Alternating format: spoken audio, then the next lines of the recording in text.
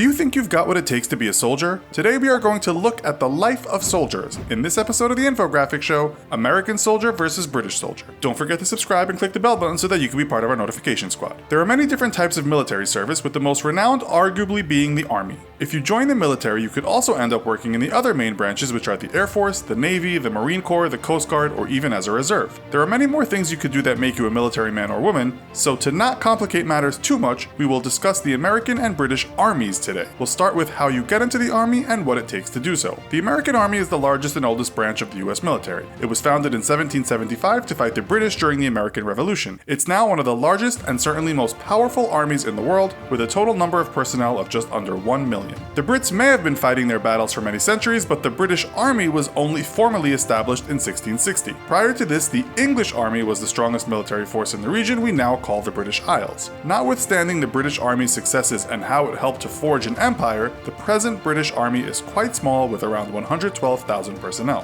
So how do you become a soldier in one of these armies? In the US, you must be between the ages of 18 and 35, although if your mother or father gives you consent, you can join at the age of 17. You should probably have a high school diploma, although most military websites do say that exceptions can be made, especially if you have passed a general educational development test. They ask you not to have more than 2 dependents, and you must pass a medical exam and physical tests. They also require that you pass the Armed Services Vocational Aptitude Test. We looked at example test questions online, and it seems you must know some basic English vocabulary and grammar, as well as have a fairly basic understanding of math, science, and mechanics. Do you know the meaning of the word observe, or where the coolant flows in a car? If you do, you are partway there. Once all that is done with, you can start your 10 weeks of basic combat training, commonly referred to as boot camp. If you want to join the regular British Army, you can do so at the age of 16 without any kind of qualifications. Remember that Brits can leave school at 15 if they don't or can't take A levels. This might be a reason why the BBC reported in 2013 that 39% of new recruits to the British Army have a reading age of 11. On the other hand, to join the Officers Corps, you need some qualifications. The Army states that you can start the application process before you are 16, although if you actually join before the age of 18, you still need your parents' consent. You cannot apply if you are older than 33. The Army recruitment site says even criminal convictions won't stop you getting in. As it states, Army life is a great way to make a fresh start. You'll be given some medical tests and also have to prove you are fit. One such fitness test is to run 1.5 miles in less than 10 minutes 30 seconds, or 12 minutes 45 seconds for females. You'll also have to do 44 push-ups in less than 2 minutes. Females only have to do 21. Once that is done, you will join a 20 to 40 week boot camp to learn basic skills and see what area you might specialize in. Once you are in, what can you expect? In the US Army, you'll receive healthcare, food allowance, housing, and pay. You might also be paid more depending on where you are deployed. Wage depends on your rank, but if you've just started out, you'll get a basic salary of just less than $2,000 a month, as well as housing benefits. After 2 years of service, this goes up, and if you are deployed somewhere like Afghanistan, you can receive extra deployment pay of $250 a month for separation from family,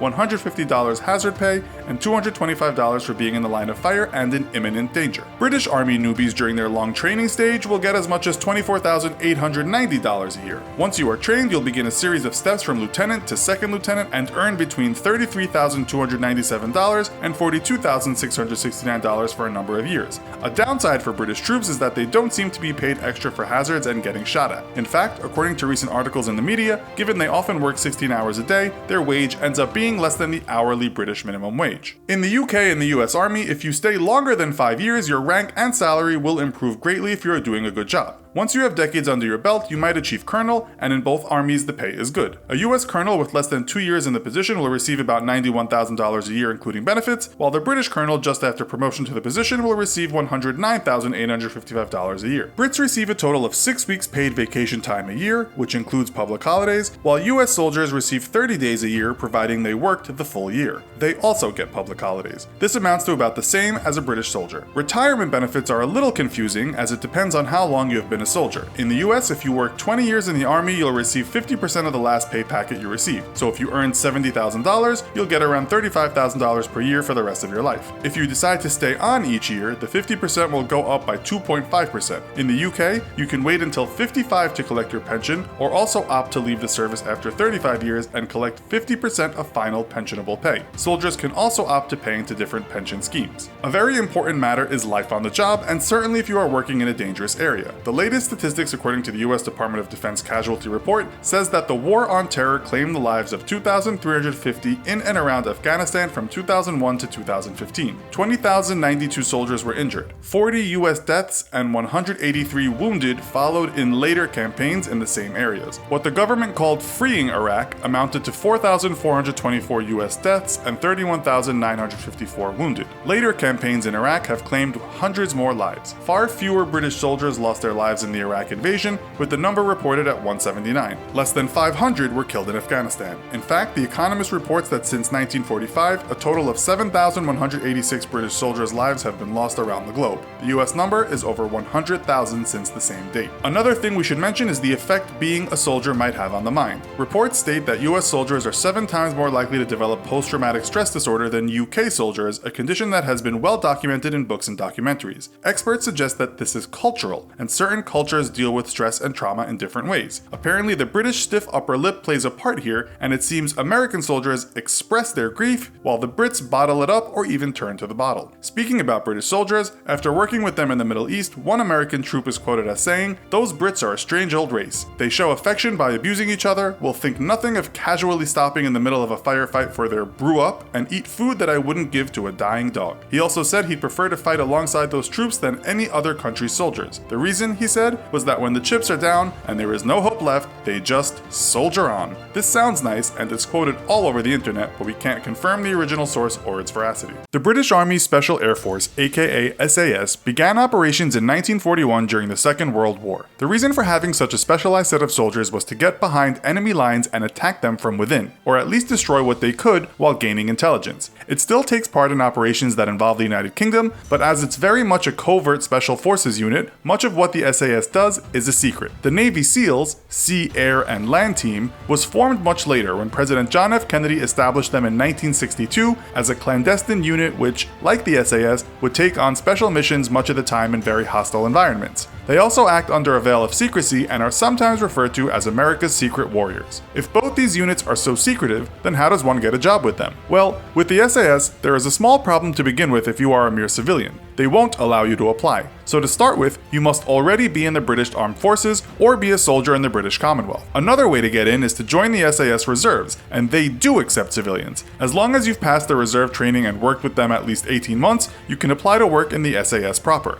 To apply for the SAS, you should be between 18 and 32 years of age and be in amazing physical and mental shape. You'll be required to do at least a 3-year stretch. Women can apply, but have so far been excluded from most combat movements. To apply, you must accept that you know the harsh demands expected of you, people have died during training, and that means signing an Army General Administrative Instruction form. You're basically acknowledging you are willing to go through hell. Next comes the medical, the battle fitness test, which will mean running fully kitted or squatted for 1.5 miles in 15 minutes. Apparently 10% of applicants don't even make it past this point. That pace for even an average person in running shoes and shorts isn't too bad. Now you start your real training. To join the Navy SEALs, you need to be a natural-born or naturalized American between the ages of 18 and 28, although at 17 you can join if your parents say it's okay. If you want to become an officer, you can be up to the age of 33. The first woman ever started the training in 2017, but dropped out soon after. You'll need to have a clean record, and many background checks will be done. You'll then undergo physical and mental tests, including an eye test to make sure you have under 20/70 vision. As for what shape you must be in, well, you are going to go through hell with the SEALs, so they suggest you follow their Navy Special Warfare Physical Training Guide. This includes lots of long and short swims and runs, lots of interval training, as well as other workouts. As for other strength training, their gym workouts basically tell you you'll have to be as strong as a bull as well as have all the cardio attributes. You'll be screened before you can start training, and that will mean you must show that you can run 1.5 miles in 11 minutes, but not squatted.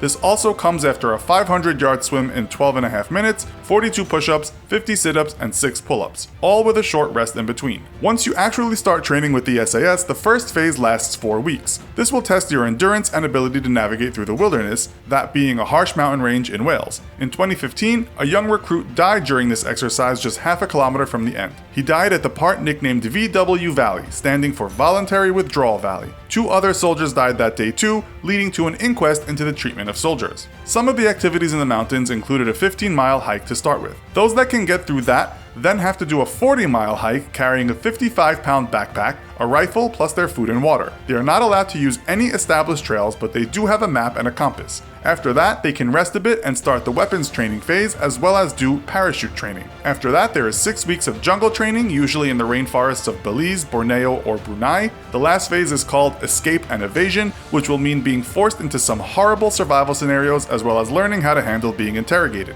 This will include humiliations and other psychological harassment, as well as being blindfolded, deprived of sleep, given nothing to eat or drink, being put in stress positions, imprisoned in a small cage, and having to listen to loud noises all the time. SAS tough guy turned novelist said physical injuries finish a lot of people off during training, but you need a lot of strength of will to get through the psychological stuff. In 2016, the Washington Times reported that 1 Navy SEAL died in 3 out of the last 4 training classes. One was a drowning, another a suicide, and another a car crash after drinking heavily. The Post states that the 6-month training will include a 7-day stretch of little sleep, self-induced hypothermia, and brutal physical conditioning known as Hell Week. It's Hell Week where most recruits drop out. The training in Colorado starts with 5 weeks of pre-training in class. Get through that and you enter the realm of pain and indignity. The Navy SEALs website doesn't go into specifics, but states that you'll be tested to your limits of fatigue. This will include running through sand, swimming in oceans, sometimes in the middle of the night with your clothes on, rappelling down cliffs or buildings at speed, enduring cold and heat, getting lost and finding ways out, combat training, long-distance underwater dives, weapons and explosives training, mission planning, tactics training, and more. Hell Week seems to be the worst part. One soldier described it as being designed to put you through 24/7 days of no rest and continual harassment. From his class of 300, only 19 completed the training. In all, it will last 5.5 days and you'll almost continuously be pushed to your limits. You are allowed no more than about 4 hours sleep during the entire training. You'll also have to deal with integration in what's called the survival, evasion, resistance, and escape phase. Former SEAL Brandon Webb said it will involve sacks over your head, being beaten with sticks, and humiliation. It's here, he said, that some people lose their minds. At least after that, you get some classroom time. For 7 weeks, you'll also have a land warfare phase as well as parachute training. If you pass it all, you'll be given the Navy SEAL Trident, but then have to do advanced training. This will include sniper, communications, and free fall parachute training. Once you are done, you'll have way more weapons to use than a regular soldier. In the SAS, this will include a C8 carbine assault rifle, an ultra-compact individual weapon, an M16, an HK MP5 submachine gun, an HK 417 sniper rifle, an AW50 anti-material rifle,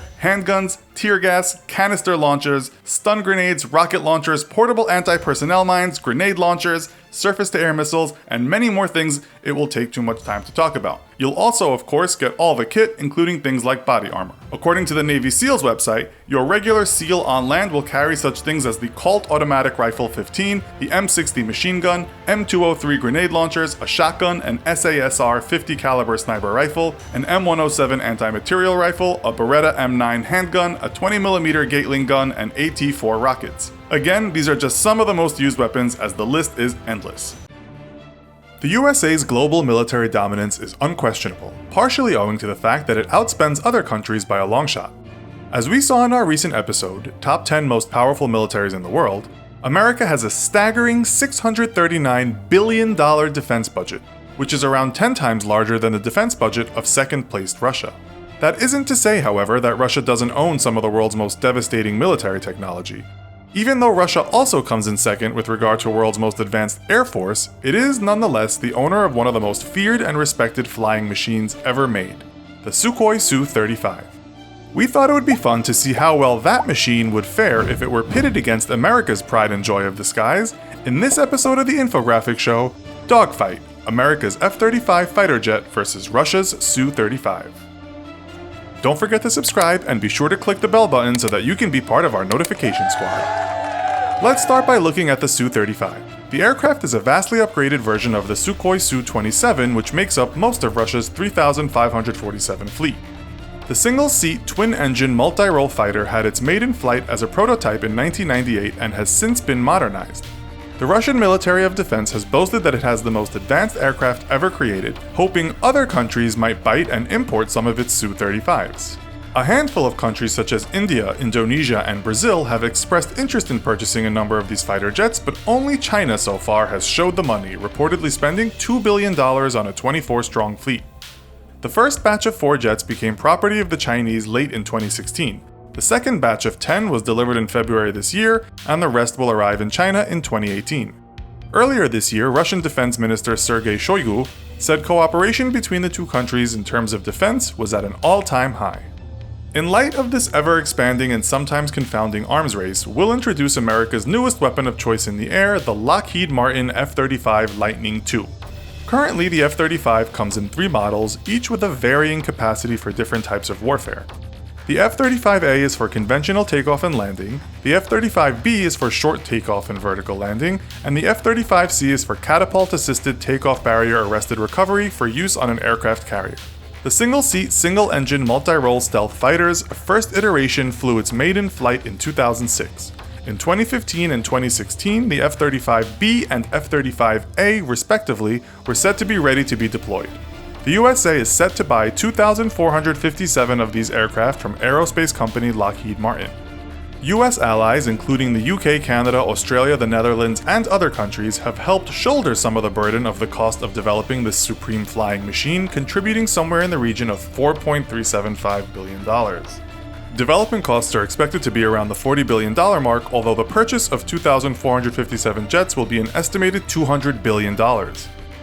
If the aircraft is delivered as promised, it will make the F-35 one of the world's most numerous fighter jets. Interestingly, despite US allies investing heavily in the development of the F-35, the US military has said that no one but itself will have access to the software codes required for the fighter to function. A number of allies have expressed dissatisfaction at this, believing it to be a rebuff from the US. The secret to the F-35's magic is in the code, as we will see. One thing experts seem to agree on is that a dogfight between these two mighty machines is a highly unlikely scenario. If a dogfight did occur, one air combat researcher said in 2016 that the F-35 would not beat the Su-35 in a million years. It was also reported, somewhat controversially, that the F-35 came out the loser in simulated dogfights when it came up against its aged predecessor, the F-16. So why then is America's newest aircraft called the most advanced fighter jet the US, or anyone for that matter, has ever created? The reason is simply because it was designed to do a lot more than meet in a head-to-head battle in the sky. Experts have said comparing the F-35 to its older jets is like comparing an iPhone to a wall-mounted telephone. We don't even know 50 to 80% of what this airplane can do, one former F-35 commander was quoted as saying. We do know its stealth attributes, mind-boggling computational power, and complex use of data are designed to make it neither seen nor heard. At the same time, it sees everything, able to detect an aircraft such as the Su-35 from a very long distance. The F-35's active electronically scanned array radar system is said to be able to spot another aircraft from as far as 186 miles, which is far superior to the 30 miles range of the Su-35's infrared search and track system. The electronic warfare suite of the F-35 makes it a flying hacker like no other, being able to jam another aircraft's radio frequencies better than previous technology has been able to do. It's also said to have an unprecedented situational awareness, meaning it's one step ahead of its foes at all times. One US Air Force commander put it like this: "The pilot sees a beautiful God's eye view of what's going on, and it's a stunning amount of information." What would an F-35 do if it came close to a Su-35? It would probably head off in another direction, is the consensus from experts. The Su-35's super maneuverability is way ahead of the F-35, which has an inferior thrust-to-weight ratio. In terms of dogfighting, it's just not as nimble as the Su-35. The F-35's main strength is to know how to avoid ever being in a position in which it would have to engage with a Su-35, thanks to its game-changing computational power. This brings us to some head-to-head facts about the two fighter jets. Note there are slight differences between the F-35A, B, and C. Speed. The F-35 can reach up to speeds of 1,200 miles per hour, whereas the Su-35 has a maximum speed of 1,726 miles per hour. Likewise, the Su-35 has a superior rate of climb at 280 meters per second to the F-35's 230 meters per second. This is why one outspoken researcher said the F-35 can't turn, can't climb, can't run. The US military's rejoinder to this criticism is that it doesn't have to. Range. The F-35 can fly 1,200 nautical miles between takeoff and landing, while the Su-35 has a 1,940-mile range. The service ceiling, which means how high the aircraft can reach using its full potential, favors the F-35 at 65,000 feet. The Su-35 service ceiling is 55,000 feet. As for offense, the aircrafts are quite different. The F-35 is said to have superiority at long distance with its MBDA Meteor Beyond Visual Range missile. The Su-35's AA-12 Adder missile has received good reviews, but it is said to be slightly inferior. The F-35 also packs an Iris-T infrared homing air-to-air missile, an AIM-9X short-range missile, and an AIM-120 advanced medium-range air-to-air missile. It carries 7 types of air-to-surface missiles and 2 types of anti-ship missiles. Similarly, the Su-35 carries an assortment of short, medium, and long-range missiles. In terms of bombs, the F-35 carries a larger selection, including a B-61 nuclear bomb. As for pricing, the F-35 costs somewhere between $95 to $121 million per unit, while the Su-35 is less than half that at $40 to $65 million. Some critics have said the F-35 is almost too big to lose in terms of cost. Adding to budget woes is the fact that its futuristic design has resulted in developmental pains and costly defects. Who would win in a dogfight between these two kings of the sky has become a somewhat divided matter between those who've been following the development of fighter jets. Luckily for everyone, the fight is purely hypothetical at the moment, but given what you know now, which machine would you put your money on? The fast-moving aerial grappler, or the patient superbrain pegged by some as a quantum leap in aircraft technology? This video was made possible by Wix. If you are ready to create a website, head over to wix.com/go/infographics to try out one of their premium plans right now. The US Navy, the world's most powerful fighting force on the surface, beneath the surface, and in the skies above the sea. The US Marines, tip of the spear of American military power. How do the two services compare to each other, though? That's what we'll find out today, in this episode of the Infographic Show, the US Navy versus the US Marines. The US Navy was officially established on October 13, 1775, when the Second Continental Congress passed a resolution creating the Continental Navy. Mostly a token force that met with little actual success during the American Revolutionary War, the Continental Navy was disbanded shortly after the war, with its last ship auctioned off in 1785. Almost 10 years later, with threats to the new republic's merchant shipping from North African Barbary pirates, first American President George Washington created the Naval Act of 1794, which created a permanent standing navy. Often forgotten by politicians, the Navy would languish throughout the 1800s with outdated and few ship designs until the start of the 20th century, when by the end of World War I, the US Navy had more sailors and an equal number of capital ships as the vaunted British Royal Navy.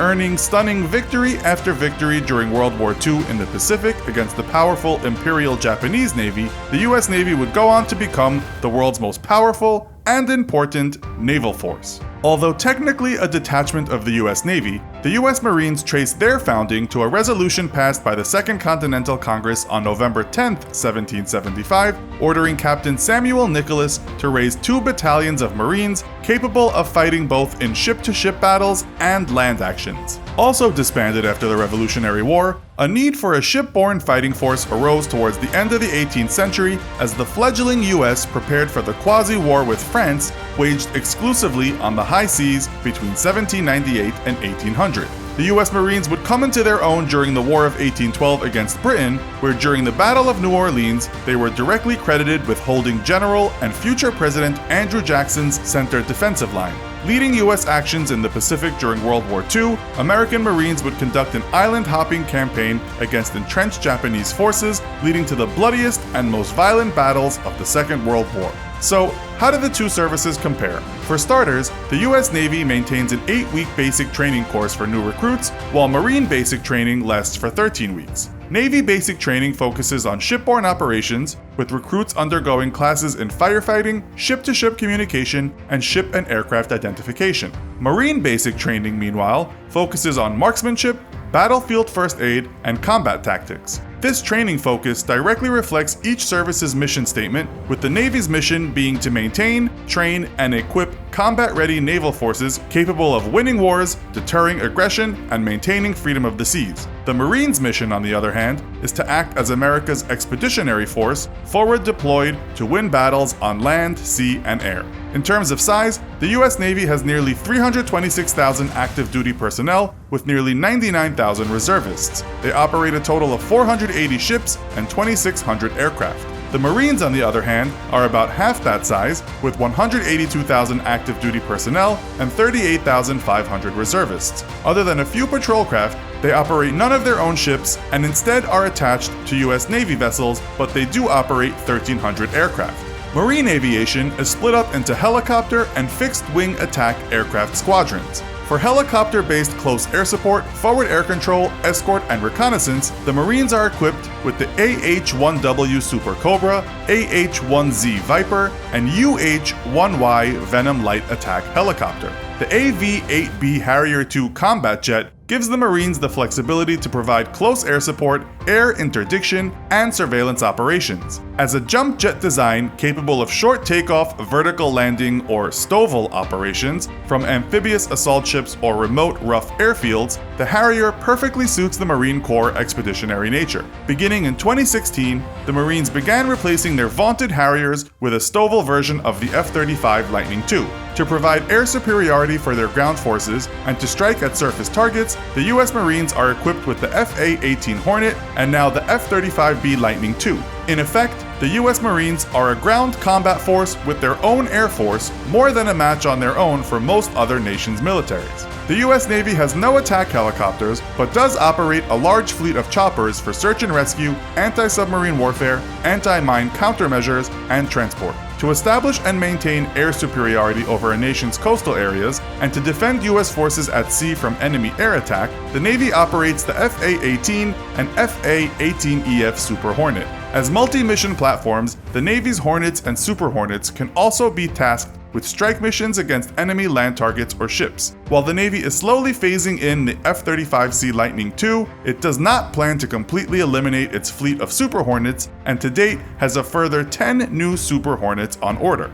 Tasked with ensuring free trade for all nations across the world's oceans, the U.S. Navy deploys very frequently. Sailors can be deployed between 6 and 9 months at a time aboard a ship and return home for 4 to 5 months before deploying again. As an expeditionary force, Marines have to be constantly ready to deploy to anywhere the U.S. needs manpower fast, and their deployments can range from 30 days up to no longer than 2 years, depending on the state of global affairs and the threat or prosecution of an ongoing war.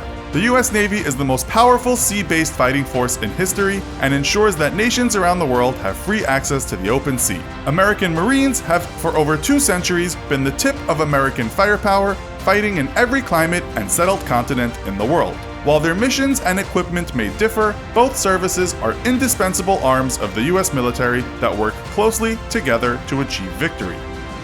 Today, we're pitting two of the world's greatest economic and military powers against each other, China and the United States of America. These two modern titans regularly go toe-to-toe on trade deals, cultural influence, and intellectual property. But today, we're talking about soldiers. We've previously compared the US and Chinese military and the average American and Chinese citizen, but this video is somewhere in between. In a modern ground war between American and Chinese forces, which infantry soldier would come out on top? We're about to find out by looking into each army's combat history, tactics, capabilities, training, and equipment. If ever China and America go to war, the whole world is in trouble. We're talking about two of the largest and most well-equipped militaries on the planet. China, being one of the oldest civilizations in the world, has an incredibly illustrious military history. The country can be credited with pretty much inventing rocketry, as well as giving us Sun Tzu's The Art of War. Comparatively, the United States is one of the youngest civilizations on Earth.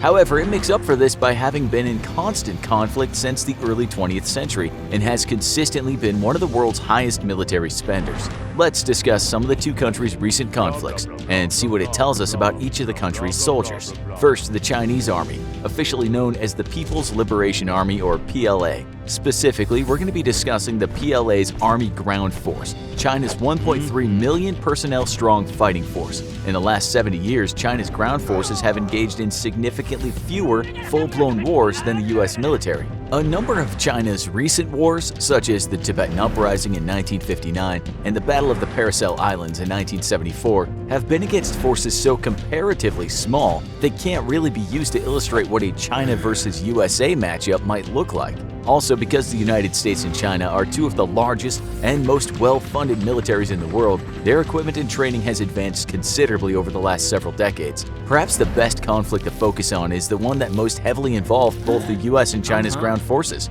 the Korean War, taking place from 1950 to 1953. This might give us better insight into the tactics of the two armies here.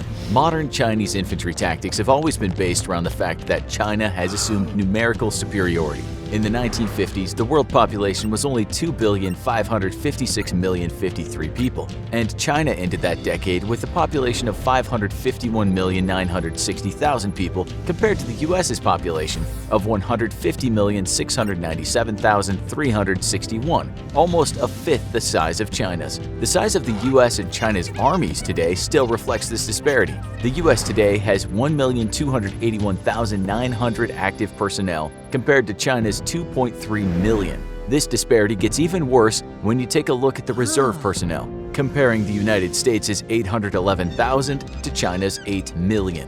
How did this vast numerical superiority play into their on-the-ground tactics in the Korean War? To answer this question is the legendary human wave attack. And no, this does not literally mean sending unlimited waves of infantry toward the enemy in so-called human seas. That's a common misconception. In reality, the human wave is another name for the PLA's short attack technique, which involves repeatedly sending small, typically 5-man fire teams in covert missions toward weaknesses in enemy defenses. These forces will then launch a brutal surprise attack, sowing confusion and worsening the weakness that was already there. If enough of these short attacks are successfully executed, a more large-scale attack would likely destroy whatever's left. And given that the PLA had soldiers to spare, they could keep up these attacks almost indefinitely. This tactic proved extremely effective for Chinese infantrymen, who would use it again in the Sino-Vietnamese War 29 years later. Much like the tactics laid out originally in Sun Tzu's aforementioned classic, The Art of War, the PLA rarely uses its huge forces directly.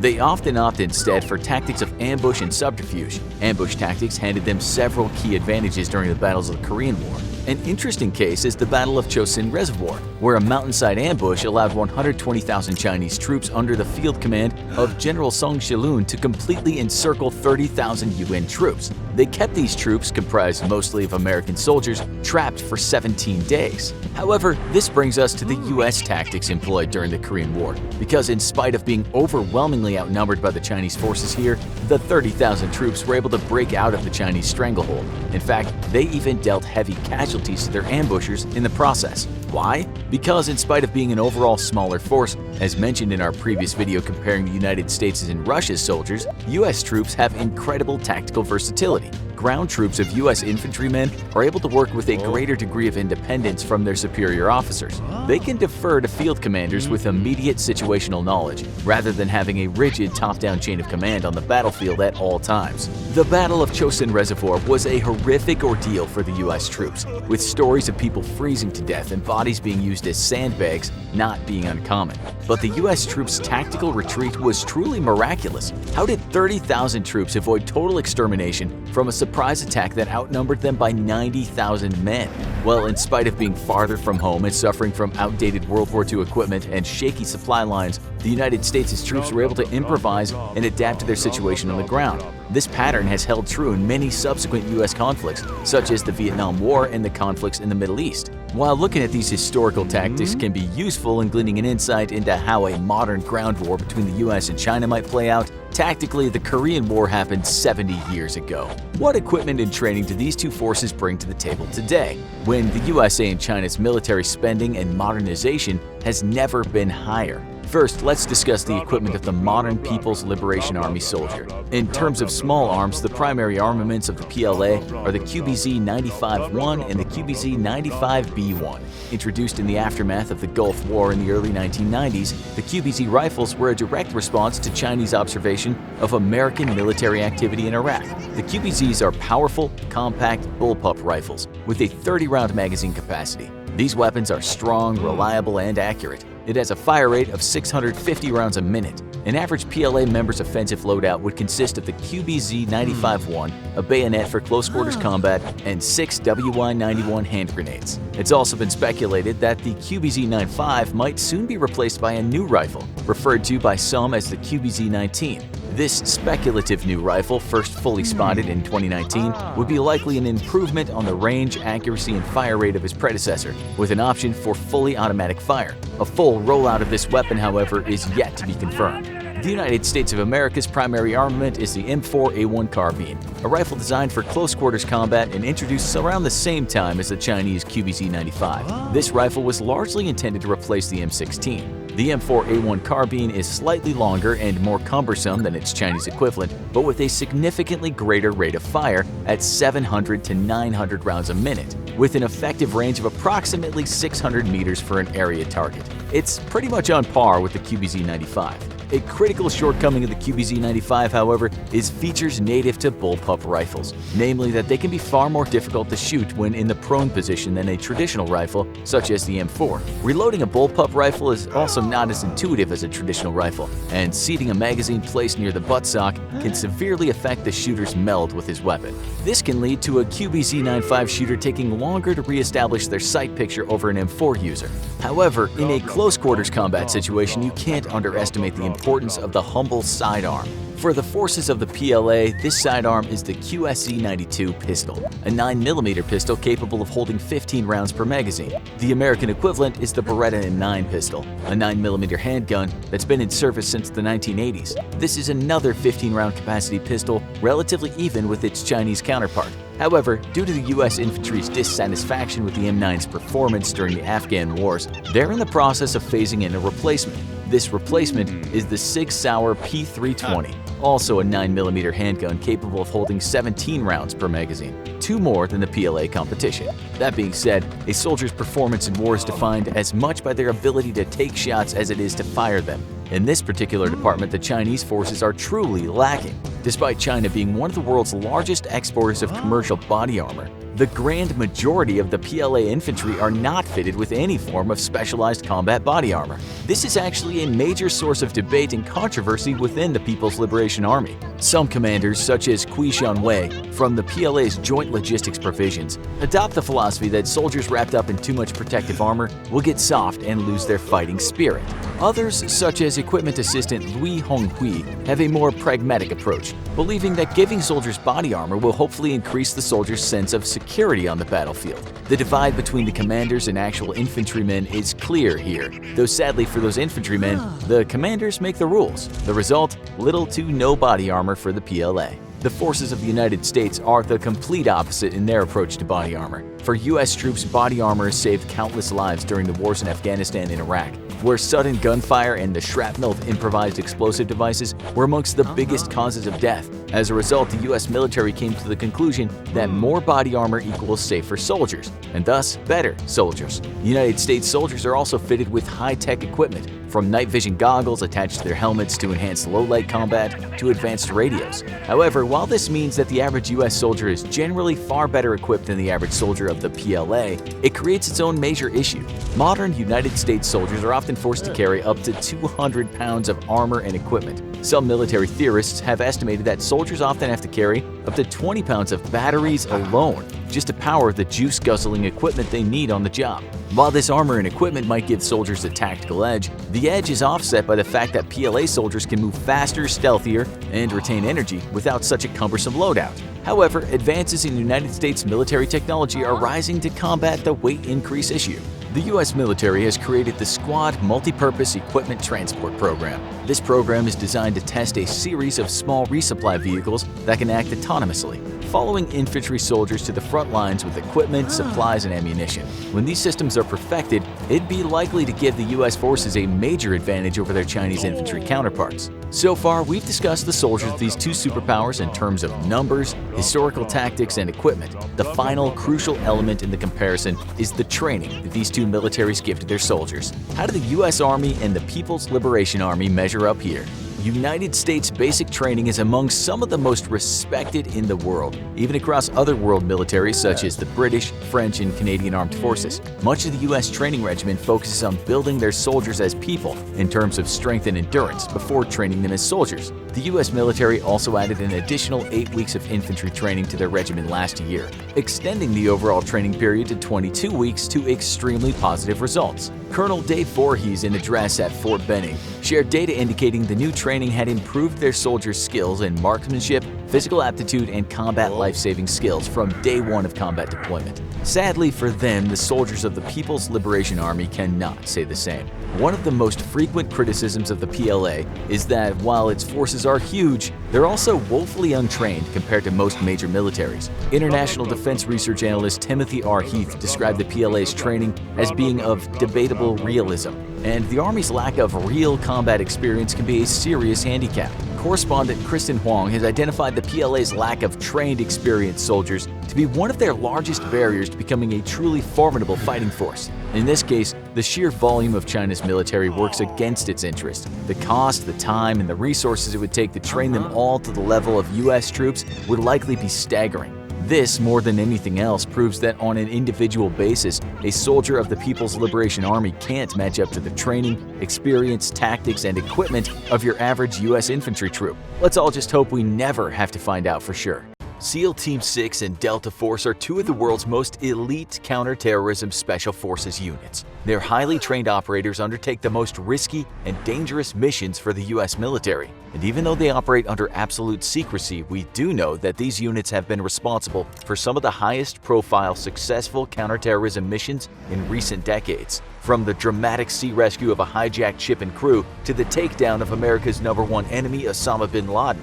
We know both units are the best of the best, but if it came down to US Navy SEAL Team 6 versus Delta Force, who would win? The first official Special Forces units were formed in the US in the 1950s, although there's ample evidence of unofficial special operations throughout history, including World War II and even as far back as the Revolutionary War. The Navy SEALs can trace their roots back to World War II's naval combat and underwater demolition teams. These special units were disbanded after the war, but resurrected during the 1950s and 60s during the Korean and Vietnam Wars. When SEAL Team 6, officially known as the United States Naval Special Warfare Development Group, or DEVGRU, was formed in 1980, it was one of only 2 Navy SEAL teams in operation at the time. The use of the number 6 in the unit's name was a ploy to trick the Soviets into thinking that the US had more active Special Forces units than they really had. Delta Force, or the 1st Special Forces Operational Detachment Delta, was formed in the late 1970s in response to worldwide political unrest and a rise in international terrorism. It was inspired by the British Special Air Service, or SAS, and a 1977 proposal painted a picture of an elite force that could respond to highly sensitive situations, including international acts of terrorism. Officially, Delta Force and SEAL Team 6 don't even exist, making it hard to get accurate information about their operations and members. Best estimates place the total number of Delta Force operators at around 1,000, and there are an estimated 300 active SEAL Team 6 operators. Unofficially, these 2 units carry out some of the US military's most dangerous and risky missions. With so many similarities between the 2 units and the wall of secrecy that surrounds their operations, it's no wonder that people often find it hard to keep them straight. Both SEAL Team 6 and Delta Force are Special Missions Units, or SMUs, under the control of the Secretive Joint Special Operations Command, or JSOC. Both are Tier 1 units, closed teams that are staffed by invitation only. There are only 4 Tier 1 units in the US in total: SEAL Team 6, Delta Force, the Air Force's 24th Special Tactical Squadron, and the CIA's Intelligence Support Activity Team. The Tier 1 units are the most elite and selective special operations units, and their operators are the best of the best. Both SEAL Team 6 and Delta Force undertake similar clandestine missions, primarily counterterrorism operations, but they're also trained in close-quarters combat, hostage rescue, and espionage. But despite their many similarities, the units differ quite a bit in terms of selection and training, operations, and culture. If SEAL Team 6 and Delta Force were ever to go head-to-head, how would these 2 ultra-elite units fare against one another? Let's find out by taking a closer look at 2 of the US's most secretive and elite special missions units. One of the main differences between SEAL Team 6 and Delta Force is the way that the units select and vet their candidates. Delta Force candidates largely come from the US Army. Most come from the 75th Ranger Regiment or the Special Forces, but they've also been known to accept candidates from other military branches, including the Coast Guard, the National Guard, and even the Navy SEALs. SEAL Team 6, on the other hand, selects candidates exclusively from within existing SEAL Team units. This gives SEAL Team 6 the advantage of having a common culture among recruits who all came from a Navy SEAL background. The operators often already know each other from previous missions or training. Once candidates have been selected, the process of qualifying and training a SEAL Team 6 operator is quite different from the path that a new Delta Force recruit will follow. Delta Force holds selection courses twice a year at a secret location somewhere deep in the Appalachian Mountains, where more than 100 candidates attend the grueling course. Candidates come from diverse military backgrounds, but are all battle-hardened, seasoned soldiers, and still, the failure rate is over 90%. The selection course is exactly as tough and demanding as you would expect a course with such a high failure rate to be. Candidates undergo a grueling test of their physical fitness, stamina, and mental determination. Candidates must complete a series of navigation tests where they must navigate a foreign landscape with nothing but an old-fashioned map and compass. They're also subjected to physical endurance tests, like a timed 18-mile ruck march, a nighttime hike carrying a fully loaded 35-pound pack, and a timed 40-mile mission carrying a 45-pound pack over steep, rough terrain. The lucky 10% who manage to survive this grueling test of the selection course are then subjected to a barrage of psychological evaluations and a commander's review before officially being accepted into the unit. Even once they're accepted, though, they're not in the clear. New recruits must attend a 6-month operator training course, or OTC, where another 30 to 40% of the candidates fail to make the final cut. SEAL Team 6 has a 2-part selection process: the review and the green team. After a Navy SEAL submits an application, his picture is posted on the wall at the unit's headquarters in the Navy's Dam Neck Annex. Current SEAL Team 6 members who may have worked with the candidate in the past then mark the candidate's photo with a check mark if they should be accepted into the elite unit, or with a minus sign if they don't think they'd make the cut. Once a candidate has passed this daunting review, they've earned the right to attend a green team, a 6-month-long training and selection course similar to Delta's OTC, where they face a 50% failure rate. The remaining graduates are then drafted. For the rare few that make it through the selection process and are admitted to the elite ranks of SEAL Team 6 or Delta Force, their further training will look remarkably similar. Both units are highly trained in counterterrorism, close quarters combat, hostage rescue, high-value target extraction, espionage, explosives, and marksmanship. Thanks to their naval heritage, SEAL Team 6 operators receive additional training in specialized maritime and underwater operations. This gives them an advantage at sea, but Delta Force has an edge in ground combat.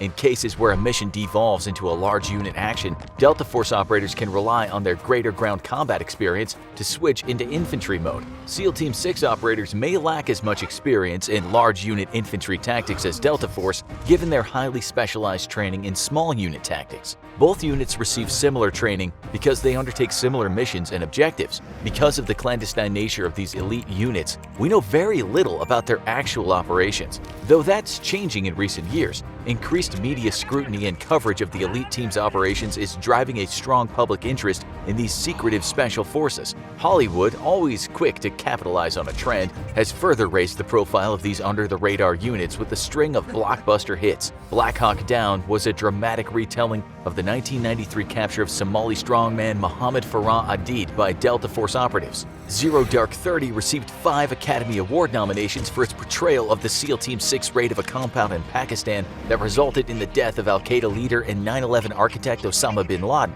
The 2013 film Captain Phillips told the amazing true story of Captain Richard Phillips, played by Tom Hanks, who was rescued by SEAL Team 6 operatives after he was hijacked and kidnapped by Somali pirates in 2009.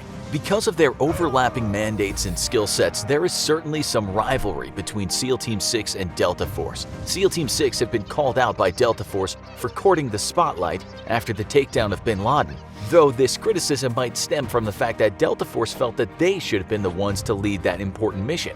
It was insinuated that the SEALs only got to take the lead because Navy admirals were high in command positions in the JSOC and Special Operations Command at the time. While there may be tension between the groups from time to time, both SEAL Team 6 and Delta Force are on the same side in the war on terror, and in reality they often work together on counterterrorism missions, albeit unofficially. As you'd expect, these elite teams have access to state-of-the-art weapons and technologies to help them complete their dangerous missions. The HK-416 carbine is thought to be the assault rifle favored by Delta Force operators, though they also have their pick of other high-powered assault rifles like the Colt M4A1 or the M16. Delta Force also uses the MP5 9mm submachine gun, Colt 45 pistols, and Beretta and Glock 9mm pistols. In addition to the impressive array of weapons at their disposal, Delta Force operators are supported by a team of gunsmiths who help customize the moving parts, sights, stock, and grips to each operator's personal specifications and provide Delta Force snipers with hand-loaded ammunition. SEAL Team 6 operators have a similarly impressive weapons cache. They also favor the HK-416 and M4A1 assault rifles, but use Sig Sauer 9mm pistols. SEAL Team 6 also uses the MK-46 and MK-48 machine guns, and a modified M79 grenade launcher dubbed the Pirate Gun. SEAL Team 6 snipers have their pick of the world's best sniper rifles, like the MK-11, 12, 13, and 15 medium and long-range sniper rifles, the M82 50 caliber extreme long-range rifle, and the Macmillan TAC-338, which fires the deadly 338 Lapua Magnum round. Now that we know more about the selection process, training, and operations of these special missions units, we can't help but wonder how they'd fare in a head-to-head competition. If SEAL Team 6 and Delta Force had to complete identical missions, which team would put up the superior performance? Better yet, how would they fare against each other in a hypothetical adversarial combat situation?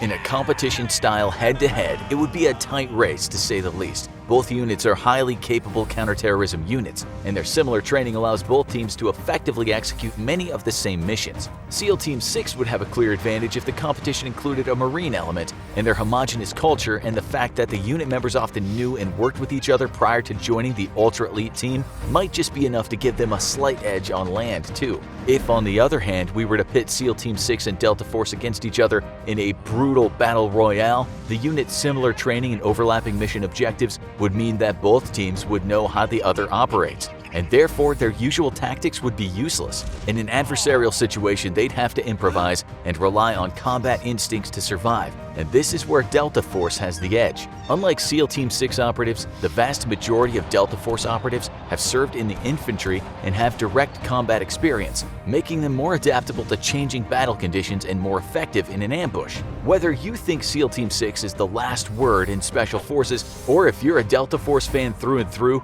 there's no denying that both elite units are head and shoulders above every other unit in the US military, and maybe even the whole world. Let's just hope they never go head-to-head for real.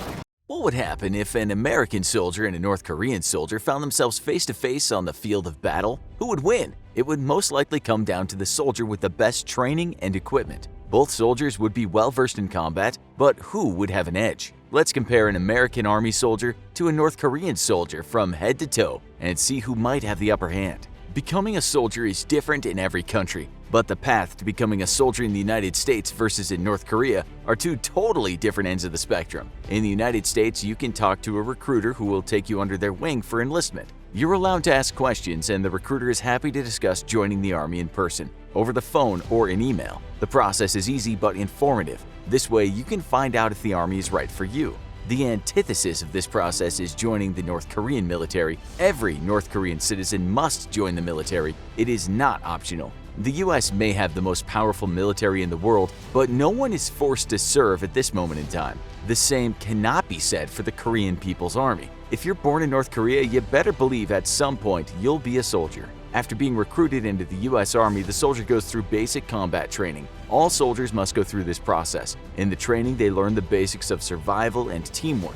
American soldiers are put through scenarios in real-life combat situations. They must pass physical and mental challenges that will allow them to complete missions in any type of hostile environment. The American soldier is trained by veterans and military personnel who are equipped to prepare them for combat. This is to ensure that they can meet the highest standards. North Korean soldiers also go through difficult training. Unfortunately for the Korean People's Army, there are many social and economic obstacles for soldiers to overcome during basic training. Several reports have provided evidence that although the training is rigorous for North Korean soldiers, oftentimes malnourishment and corruption hinders the abilities of the soldiers to complete their training. It would seem that the trainers and teachers are oftentimes more focused on their own needs than those of their recruits. This would negatively affect North Korean soldiers' capability during a battle. Time served in each country is also vastly different. In the United States military, a soldier is required to provide service for 4 years. They can always extend their tours or rejoin after their assigned time is up,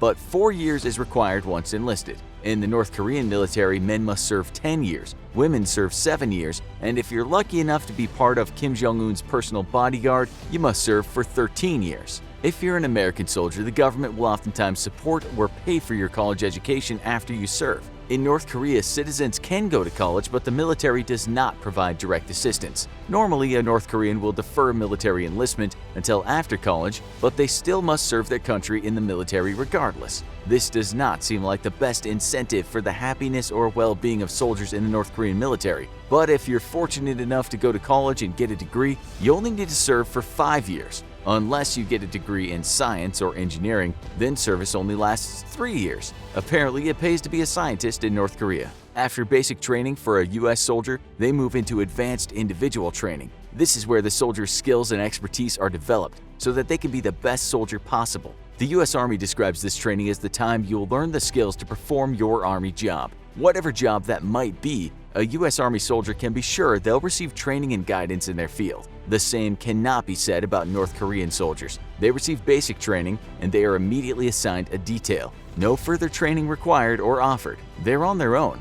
The requirements and training for each soldier up to this point seem to be vastly different. At the end of the training regimen, the American soldier has been given incentives and special training, while the North Korean soldier has been forced to enlist for many years with no special training. The American soldier seems to have the advantage thus far. The United States Army prides itself on providing a comfortable lifestyle for their soldiers. The Army makes it clear that a soldier's duties are to uphold the Constitution and protect American freedoms. And just like all United States citizen, soldiers are given free time to spend with their families and friends, as well as take part in other interests. The Army provides soldiers with access to education, housing, health insurance, and other basic necessities. The same cannot be said about how the North Korean government treats their soldiers. Accounts of superiors turning a blind eye when their soldiers are being abused or in need of help is common. Also, bribes are a norm when in the military. Soldiers who have escaped North Korea have said that military personnel would take bribes and threaten citizens with jail time if they did not pay. But this different mentality is rooted in the lack of basic living necessities that North Korean soldiers have.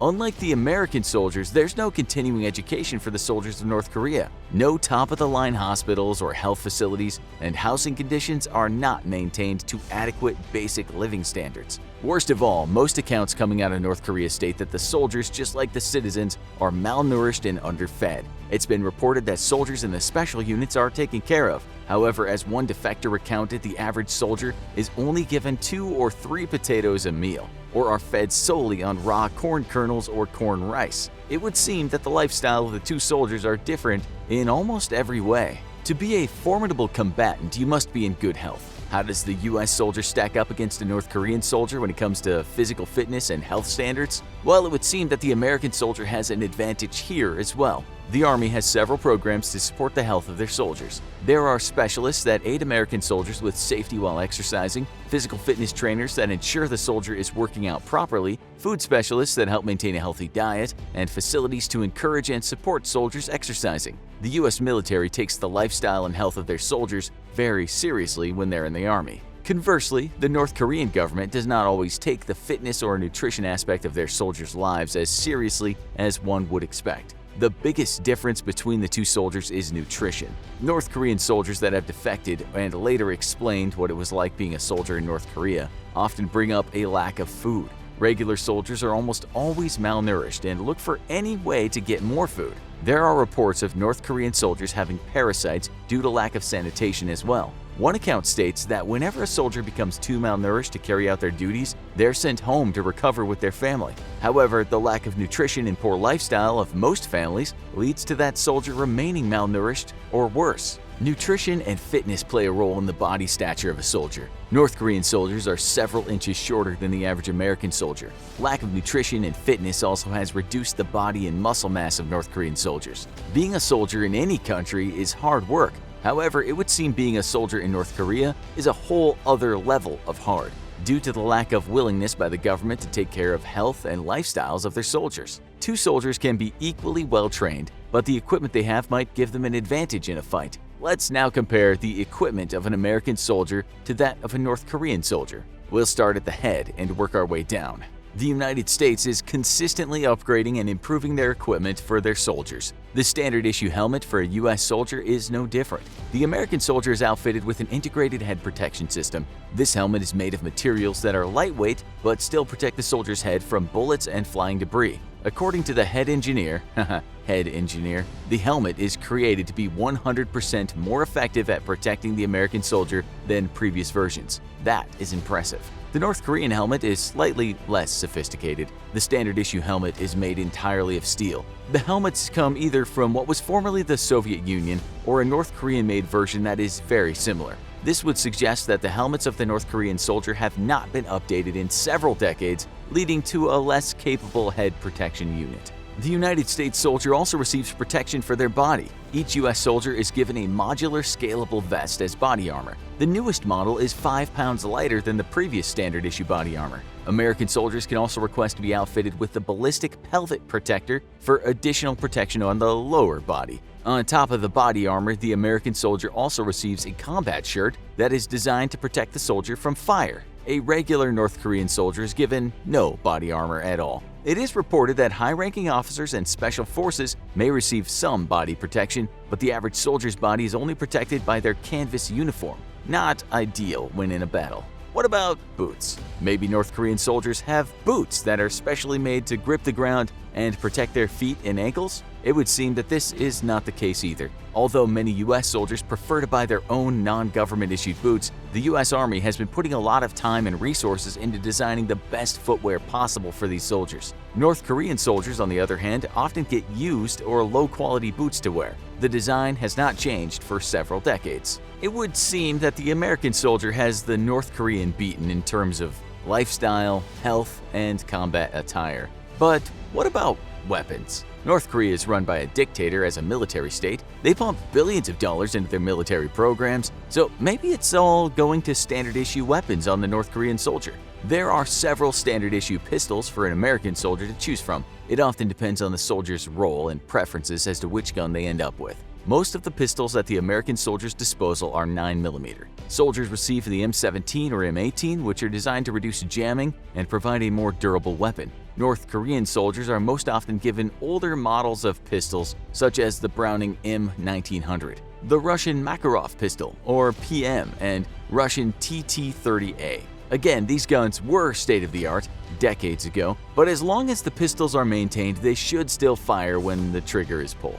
When it comes to firepower, the soldier's best friend tends to be their assault rifle. ARs are versatile and powerful, so many soldiers are issued them as their primary weapon. The American soldier can be equipped with several different rifles. The most common are the M4 and M16A2. Both guns are designed to be resilient and powerful. The main difference between the two weapons is the M16A2 has a slightly longer barrel for an extended range. The North Korean soldier is normally issued a Chinese assault rifle. Most often, they're given the Type 56 or Type 63. Both weapons resemble the AK-47. They're slightly bulkier than the US rifles, but are reliable and accurate. However, like the pistols, it's important to note that the North Korean soldier tends to be issued much older weapons. It would be very unfortunate in a battle if the soldier before you did not take good care of the weapon, as it could lead to misfiring or jamming at an inconvenient time. Really, what it comes down to is the US soldier has one of the richest and most powerful nations in the world backing them, while the North Korean soldier is doing the best with what they have. The American soldier has the advantage in terms of health, fitness, and lifestyle. They have more protection to their head and body, while also being issued more modern combat technology. The North Korean soldier would be going into a fight malnourished, with no body armor, and old or heavily used weapons. With China rising fast as a strong contender for the new global superpower, many are wondering who would win in a battle between China and the USA. The US, which has traditionally paid close attention to Russian capabilities, is now looking across the Pacific as China develops new and more technologically capable military equipment and weaponry. Besides Russia, China and the US are currently the only other countries in the world to develop fifth-generation fighter jets, though only the US's jets are currently ready for frontline service. The US's formidable entry into this category is the F-22 Raptor, while in the late 2010s, China debuted its own Chengdu J-20 fighter jet. Who would win in a fight between these two powerful jets? First of all, you might be wondering what the big deal is with 5th-generation fighter jets in the first place. Are they really that different from 4th-generation fighters? Or is it like when your teacher makes you buy the brand new 5th edition of a textbook so you can then discover the only change is the font? Well, the truth is that the difference between successive generations of fighter jets is astounding. 5th-gen fighters are so powerful and feature so many upgraded capabilities that they pretty much render 4th-gen jets useless in any fight against them. Countries vying for global influence, such as the US and China, know that failing to keep up with such developments in military tech, especially in the Air Force, can make all the difference between winning and losing potential wars. At first glance, one might think that the US would have significantly more advanced military tech based on its spending alone. In 2020, China's official defense budget amounted to $179 billion. However, it's important to note that outside sources, including the International Institute for Strategic Studies, or IISS, and the Stockholm International Peace Research Institute, SIPRI, estimate the actual Chinese military budget to be closer to $225 to $261 billion. The average of these institutes' estimates put China's military spending at around 1.9% of GDP. A recurring theme in this comparison will be that China perhaps understandably plays its cards close to its vest and is less transparent about its military specs. The US, on the other hand, has had a defense budget of approximately 3.2% of GDP over the last few years, with 2020's defense budget estimated at around $718 billion. If we take these numbers into account alone, it seems there's no way any of China's tech or military would be able to match the US soon. However, those direct comparisons don't take PPP, otherwise known as purchasing power parity, into account. Though the Chinese budget is smaller, Chinese products and salaries are also relatively cheaper than in the US, and this extends to the military as well. So taking PPP into account, China's spending is worth about 75% of that of the US. Still less, but nowhere near as wimpy as the original GDP numbers make it sound. Zeroing in on the 5th-gen fighter jets of each country, let's compare the F-22s and the J-20's specific capabilities. Many aerospace consultants and other experts complain that China ripped off much of the design for their J-20s from the US's F-22s, designed by Lockheed Martin via cyber attacks and espionage. That might be one reason why both aircraft have a ceiling of 12.4 miles and a max speed of just over Mach 2, approximately 1,535 miles per hour. One of the key differences is in the jet's range. The F-22 Raptor has a combat range of 497 miles, while the J-20 has a much larger range of 684 miles, thanks to a larger fuel tank. The F-22 has an actual range of 1,840 miles, but that's when it flies with 2 external fuel tanks, which would not be the case in a combat situation. That might sound like an advantage for the Chinese at first. However, Zhou Qinming, a Beijing-based military expert, pointed out that China's J-20 was only introduced in 2017 and has yet to be tested in a real combat situation. On the other hand, the US Raptors have been in use since 2005 and employed in combat situations around the world, including the Middle East, Singapore, and Okinawa. Besides the J-20 being relatively untested, another advantage for the US is the sheer number of F-22s that have been made. China has around 50 to 60 J-20s in total, while the US currently has 187 operational F-22s with 8 more in testing. When it comes to specific capabilities, such as the weapons the Chengdu J-20 can hold, experts have to make educated guesses since China refuses to release many details. The J-20 has a broad but shallow weapons bay, which can hold between 4 to 6 long-range missiles or bombs. We know the F-22 can carry up to 6 missiles for either air-to-air or air-to-ground combat. The weapons each jet carries are important, but they may actually be less important than each jet's stealth and detection capabilities. The F-22 is incredibly hard to detect and track, giving it a natural stealth advantage. After all, the best weapons in the world can't shoot what the plane's technology can't see. The J-20 is thought to be similarly hard to detect from the front. However, there are elements on the aircraft's sides and engine nozzles that may make it more susceptible to radar detection.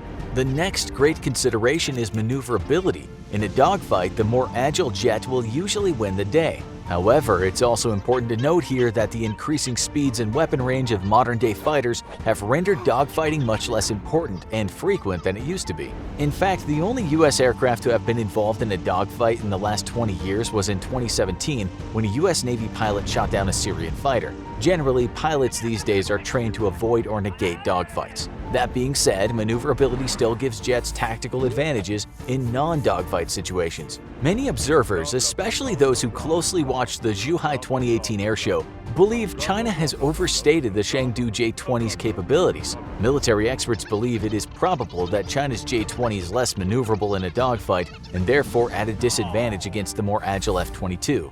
Others point out that the J-20 was made to function optimally with high-thrust WS-15 engines, which China is struggling to refine and produce. Therefore, current J-20s are relying on less optimal Saturn AL-31F M2 turbines imported from Russia, which would definitely affect their current maneuverability. China did recently announce that they'll start mass production of the J-20B, a more agile line of fighter jets, in July of 2020. Though these might pose a bigger threat to the U.S. Air Force, many reports of China producing updated and mightier aircraft have proven to be false, and it seems this may be the case with the new release as well. Overall, the lack of specifics known about the Chengdu J-20 due to China's tendency to keep details about their military specs and military programs secret, combined with the Chinese government's habit of releasing misleading reports, makes a comparison of the J-20 and the USA's F-22 very difficult. Most military experts believe that currently the F-22 would handily beat the J-20 in a fight. However, some are concerned about the future because China is continuing to fund and refine its J-20 production program, while significant updates on the F-22 have stalled, especially since F-22 manufacturing facilities were shut down in 2011. Another concern is the missiles the J-20s are carrying, known as PL-15s, one of the top air-to-air missiles in the world.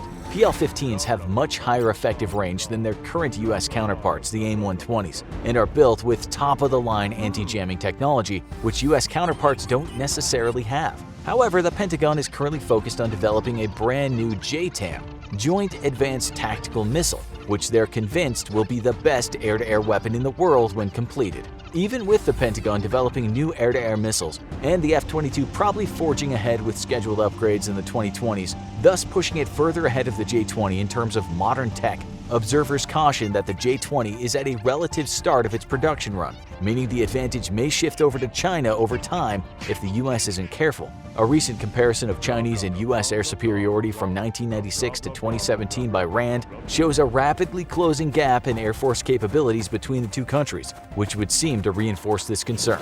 The United States Navy and the United States Coast Guard. For anyone not in the know, they might be curious as to what the real difference is between the two services. After all, they both pretty much just operate out at sea, and they both use military caliber vessels. So what's the real difference between the two? And why do we even need a Coast Guard? Why doesn't the Navy just do both jobs itself? In 1790, the United States was facing a dire naval situation. Its shores were being regularly ravaged by pirate vessels, many of which were sponsored by Britain. In an attempt to protect its increasingly important overseas trade, the United States Congress authorized a proposal by the Secretary of the Treasury, Alexander Hamilton, to build a fleet of 10 cutters. This date, August 4, 1790, is officially recognized as the birthday of the United States Coast Guard. And within 3 years, the nascent Coast Guard, then known as the Revenue Cutter Service, had seen its first anti-piracy action. When war broke out with France in 1798, revenue cutters made up about 1/3 of the total U.S. fleet, though incredibly,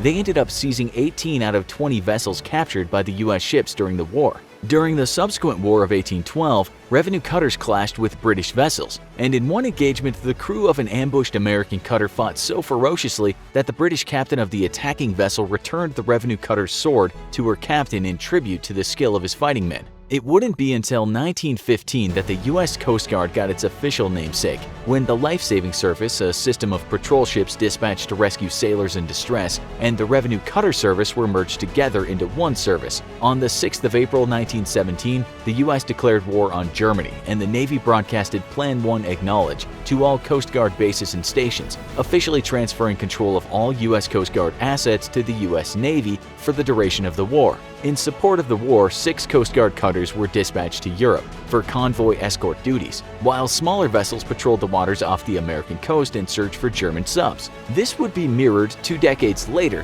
when the U.S. Navy once more assumed control over the Coast Guard and its vessels. In both wars, Coast Guard ships defended convoys from German subs and suffered losses of ships and sailors in attacks. The U.S. Navy was officially established on October 13, 1775, Despite being outgunned by the mighty British Royal Navy, America has historically had a rich naval tradition, given the vast amount of trade it engages in with overseas powers. This meant that the rebel colonies had a rich pool of experienced sailors, captains, and shipbuilders, and in little time the first vessels of the Continental Navy were putting out to sea. Despite being overwhelmingly outgunned by superior British vessels, American captains nevertheless managed to secure several strategic wins, or turn British victories into Pyrrhic victories with little true value.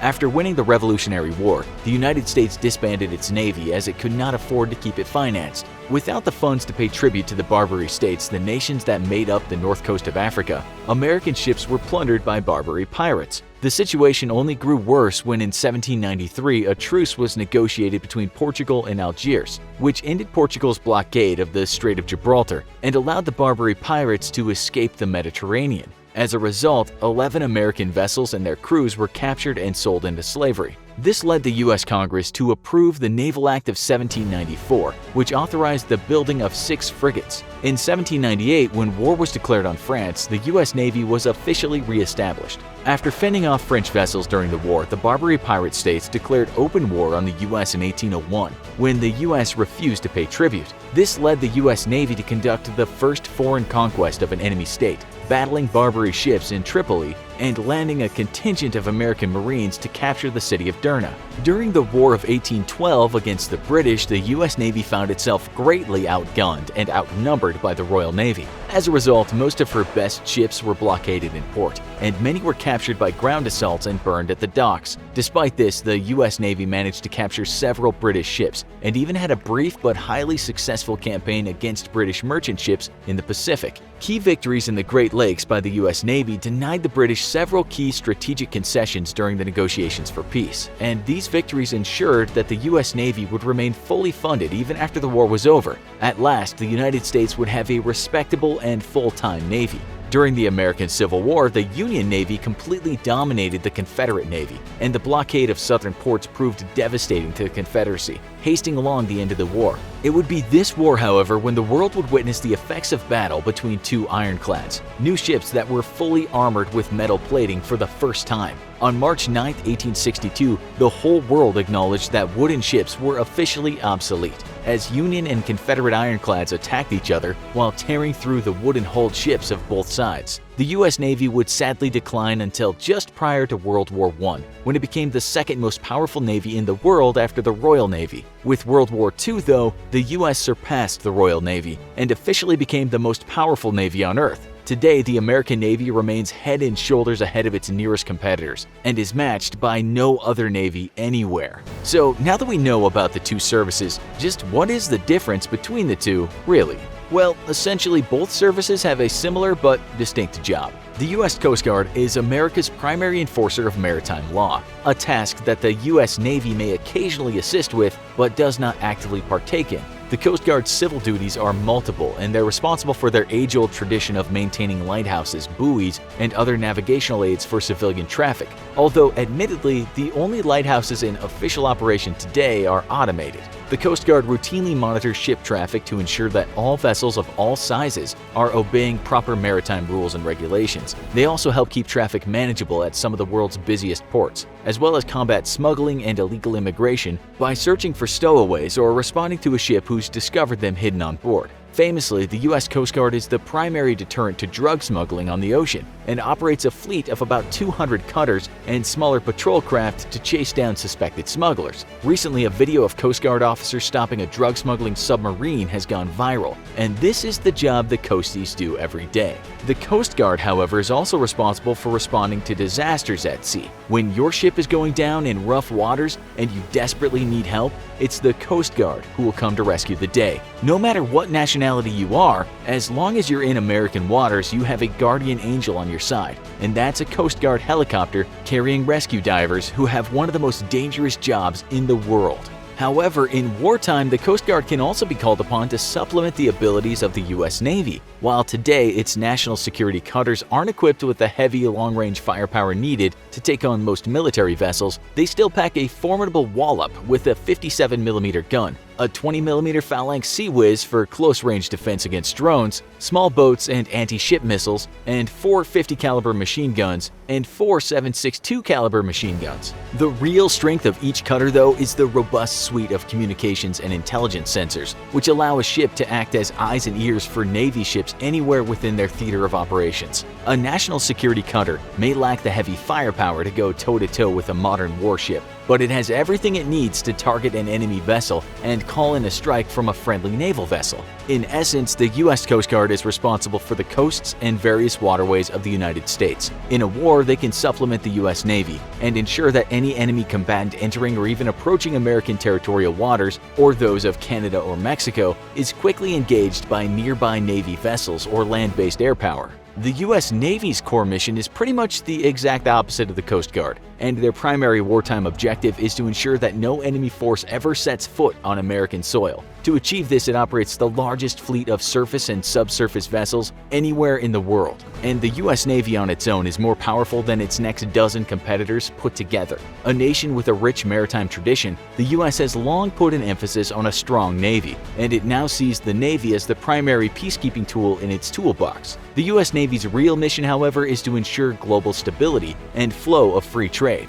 figuring that as long as the world was busy trading with itself, it wouldn't want to go to war and disrupt lucrative trade with its neighbors. To this end, the American Navy has a global presence to help reassure weaker powers that their merchant vessels won't be harassed, whether by pirates or hostile foreign nations. Where once tribute was demanded of seagoing vessels by various rogue or national states, today the world enjoys global free trade thanks to the U.S. Navy and its NATO allies. To achieve its objectives, the U.S. Navy operates the largest force of aircraft carriers in the world, totaling at 10 Nimitz-class carriers and one of the brand new Gerald R. Ford class. The naval air power of the American Navy combined with that of the U.S. Marine Corps makes it the second largest air force in the world. These aircraft carriers are themselves supplemented by 9 amphibious assault ships, formerly known as amphibious assault carriers. These were typically helicopter carriers equipped with amphibious landing craft, but now sport vertical takeoff or short takeoff and landing aircraft. 10 amphibious transport docks can land hundreds of American troops at any time, anywhere in the world within days of hostilities breaking out.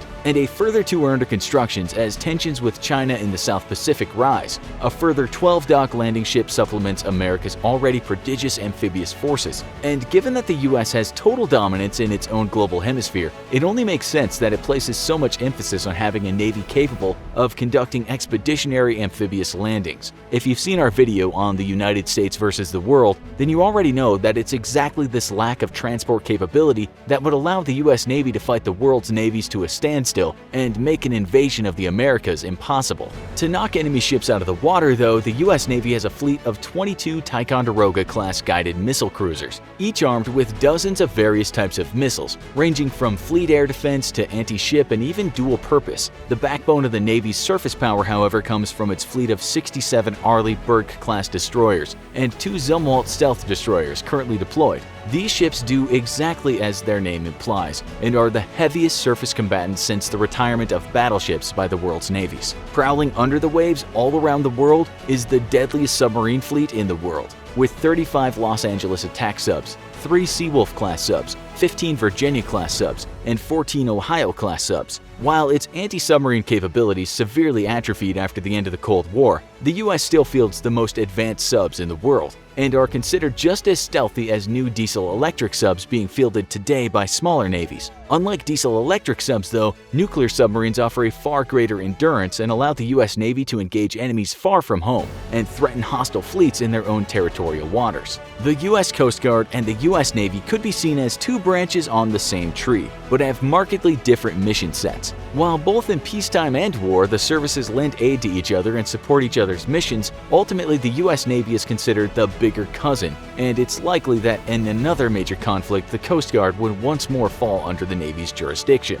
This video was made possible by Wix. If you are ready to create a website, head over to wix.com/go/infographics to try out one of their premium plans right now. Since the end of World War II, the US and Britain have been close allies, supporting each other through countless minor and major conflicts. But how do the navies of these 2 nations compare? That's what we'll find out in this episode of the Infographic Show, US Navy versus British Royal Navy. At the height of its power, Great Britain ruled over an empire so large that it was famously said the sun never set on it. Through a powerful navy, this small island nation exerted its influence across the globe, remaining on top of the world order for hundreds of years. The US, by comparison, has historically fielded a much smaller navy, though its stunning victories have become maritime legend. After World War II, with the decline of the old powers, the US invested heavily in its navy and quickly became the premier naval power of the modern age. So how do the two navies stack up against each other today? After the grueling wars in Iraq and Afghanistan, both nations are facing problems in the manpower department. For the Royal Navy, though, this has meant the mothballing of two of its most powerful ships due to a lack of qualified personnel. Though its 2020 plans call for a force of 82,000 sailors, it's highly unlikely Britain will achieve this goal, as it currently only holds 32,000 seamen on active duty, with 3,000 in reserve. By comparison, the US Navy fields a force of over 319,000 active duty personnel, with almost 100,000 in the reserves. However, though the US has not suffered from a loss of ships due to a lack of personnel, its sailors, many of whom have been on rotating 6-month deployments for over a decade, are facing historic rates of low morale and deployment fatigue. While the Royal Navy has new ships in construction, it has also faced severe cutbacks to its budget, which has reduced the number of total ships in its inventory to 73, of which only 30 are combat ships, with the rest being support or patrol craft. The US, meanwhile, has increased the budget of its navy, and not only has a new generation of ships coming online, but it's actively increasing the size of its inventory. As it stands, the American Navy fields a force of 284 ships, of which 160 are combat ships, though new budgets call for a total force of 308 total hulls by the mid-2020s. As the vanguards of any modern navy, the aircraft carrier is arguably the single most important ship in any fleet. The US currently operates 10 Nimitz-class supercarriers, with 2 of its next-generation Ford-class supercarriers coming online soon, and 6 more in acquisitions. US Nimitz supercarriers are the largest warships ever built, at a length of 1,092 feet and a total displacement of over 100,000 long tons. Each supercarrier hosts an air wing of 90 aircraft, though unlike any other navy, American carrier air wings comprise a total strike package of fighter, strike aircraft, early warning, electronic warfare, and airborne refueling aircraft, making each supercarrier a mini air force onto its own. Through its carrier air wings alone, the US maintains a force of 900 total aircraft. The British Royal Navy fields only a single aircraft carrier, the HMS Queen Elizabeth, though a second Queen Elizabeth-class carrier is currently under construction and expected to be operational in 2020. As the largest ship ever built for the Royal Navy, the Queen Elizabeth comes up shy of its American cousins at 920 feet and a displacement of 64,000 long tons. It is equipped with 40 total aircraft to include dual-purpose fighter strike aircraft and airborne refueling. However, due to a lack of arresting gear and catapult launch systems, the Queen Elizabeth can only launch STOVL, or short takeoff and vertical landing aircraft, which places a severe restriction on the size of a weapons package each plane can be equipped with versus an American plane. As the second most important element of a modern navy, submarines make up a sizable portion of a naval complement. The Royal Navy currently fields 10 total subs, with 6 guided missile submarines and 4 nuclear ballistic missile submarines. Of its attack subs, 3 are of its new, modern Astute class, and 3 of the older, though still formidable, Trafalgar class. The United States, by comparison, deploys a total of 66 submarines, of which 52 are nuclear-powered attack subs and 14 are nuclear ballistic missile submarines. Of its attack subs, 34 are of the aging Cold War-era Los Angeles class, which, along with the 3 Seawolf class still in service, are being replaced by the next-generation Virginia class, of which 15 are already in service.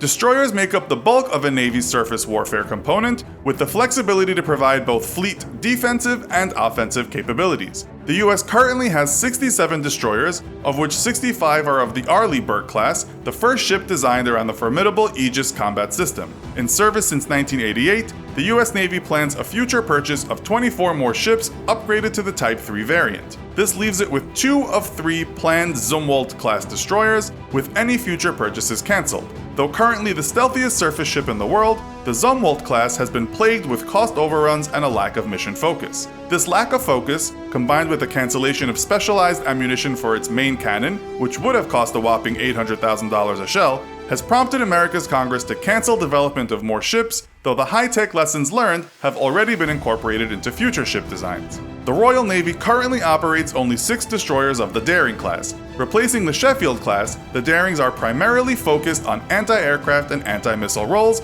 leaving them with a lack of anti-ship or land strike capability versus the American Arleigh Burkes. However, their focus on anti-air and anti-missile missions has many defense industry experts on both sides of the Atlantic considering them the best air defense ships in the world. Unfortunately, the future of Britain's destroyer fleet is in serious question, as originally 12 Daring-class destroyers were planned for procurement, only to have the number drop to 8, and then to finally only the 6 currently in service. The designation of cruiser, or frigate, has varied in meaning over time and across navies. It was originally the designation for scout and patrol ships during the Age of Sail, and today it fits a niche that blurs the lines between different classes of ships. Modern cruisers sit somewhere between the roles that World War II destroyers offered as anti-aircraft and anti-submarine support, and a battleship's capabilities to hit surface ships and land targets. Of the cruiser designation, the Royal Navy currently operates 13 ships of the Type 23 or Duke class. Originally designed to counter Russian subs in the North Atlantic, the Type 23 still remains primarily an anti-submarine ship, though it has shown great versatility in air defense and land attack roles over the last 3 decades. Equipped with only 8 American-made Harpoon anti-ship missiles though, Type 23 ships remain dependent on other escorts for protection from enemy surface ships. The Americans, meanwhile, operate 22 Ticonderoga-class cruisers. At a displacement of 9,600 long tons, the Ticonderogas are twice the size of their British counterparts, though this is due to their multi-role design. Equipped with Tomahawk cruise missiles, a Ticonderoga can strike targets on land or other ships while simultaneously defending against incoming air or missile threats with its SM-2 and longer range and more advanced SM-6 missiles. Unlike the Royal Navy's Daring class, the American Ticonderogas are also equipped with the RIM-161 Standard Missile 3, a high-speed and long-range missile developed exclusively to destroy incoming ballistic missiles, though in the mid-2000s, the US Navy demonstrated an ability to destroy enemy satellites with it as well. With over 3 times the number of ships and personnel, the US Navy is significantly larger than the British Royal Navy. On the whole, American ships are better equipped to handle a variety of threats, making a single American ship more threatening to a potential adversary than its British counterpart. Yet British naval planning has for decades been focused on augmenting the capabilities of their close American allies, not countering them. American and British forces have for a long time trained and operated together, yet it is their navies which are more intimately linked than any other branch of the armed forces. With its commitments to deterring aggression in the North Atlantic from a resurgent Russia, and Chinese military expansionism in the South China Sea, the US Navy may be the most formidable force on the high seas, but it would find itself hard-pressed to conduct its global mission of keeping the high seas free and open to all without its partnerships with close allies such as the British Royal Navy. The main battle tank is one of the most potent symbols of a nation's military power, a terrifying armored behemoth capable of challenging any enemy it encounters on the battlefield. They are some of the most advanced and dangerous machines modern nations produce, but they aren't all created equal. Competition to create the deadliest, most sophisticated tank in the world is intense, and the stakes are high. Battlefield dominance is the proving ground of geopolitical power and a question of life and death for the crews inside these weapons. With the US and China ratcheting up tensions, it's no wonder there's a lot of discussion about how the military hardware of the two powers stacks up against each other. The United States has been the world's sole superpower for decades and has been accustomed to overmatching anything its adversaries can put into the field. But China has undertaken an incredible modernization of its armed forces, and its capabilities are constantly growing. The two nations boast some of the most formidable tank designs on the planet, the M1 Abrams and the Type 99. But how do these two designs compare to each other? The Abrams has by far the older design lineage. Development of the original model began in the mid-1970s, seeking to upgrade the American tank force to compete with the advances in Soviet weapon designs. The original M1 tanks first entered service in 1980, though their capabilities were then a shadow of what they are now. The M1 has seen a long series of upgrades over the decades, each one adding new technology and making the tank far more lethal, as well as adding considerable weight. Chinese tank production has for many years drawn very heavily from Russian designers, and the Type 99's predecessors were clearly modeled on the Soviet T-72. In recent decades, though, they've developed more and more of their own original technology, the quality of which has been improving rapidly. The Type 99 first entered service in 2001, and the upgraded 99A was officially introduced in 2015. All information here pertains to the latest version of the tanks, the M1A2 for the Abrams and the Type 99A. First off, let's consider the size of these monsters. The Abrams is the larger of the two tanks at 26 feet long, not including the main gun barrel, by 12 feet wide and 8 feet high.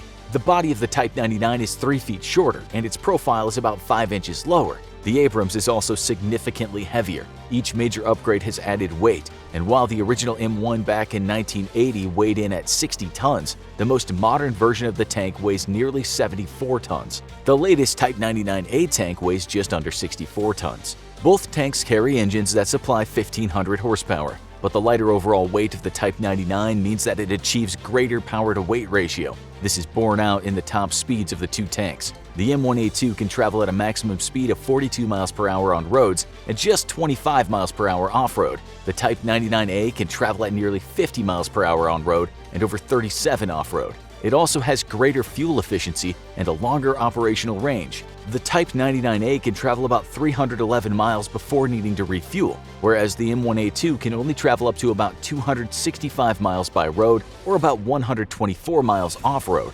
The greater operational range and the faster tactical maneuvering are clear advantages for the lighter Chinese tank. It shouldn't be assumed that these would necessarily lead to a greater survival rate in a battle between rival tank formations, given how sophisticated the weaponry and targeting computers of both machines are, but it's clearly a mark in the Type 99's favor.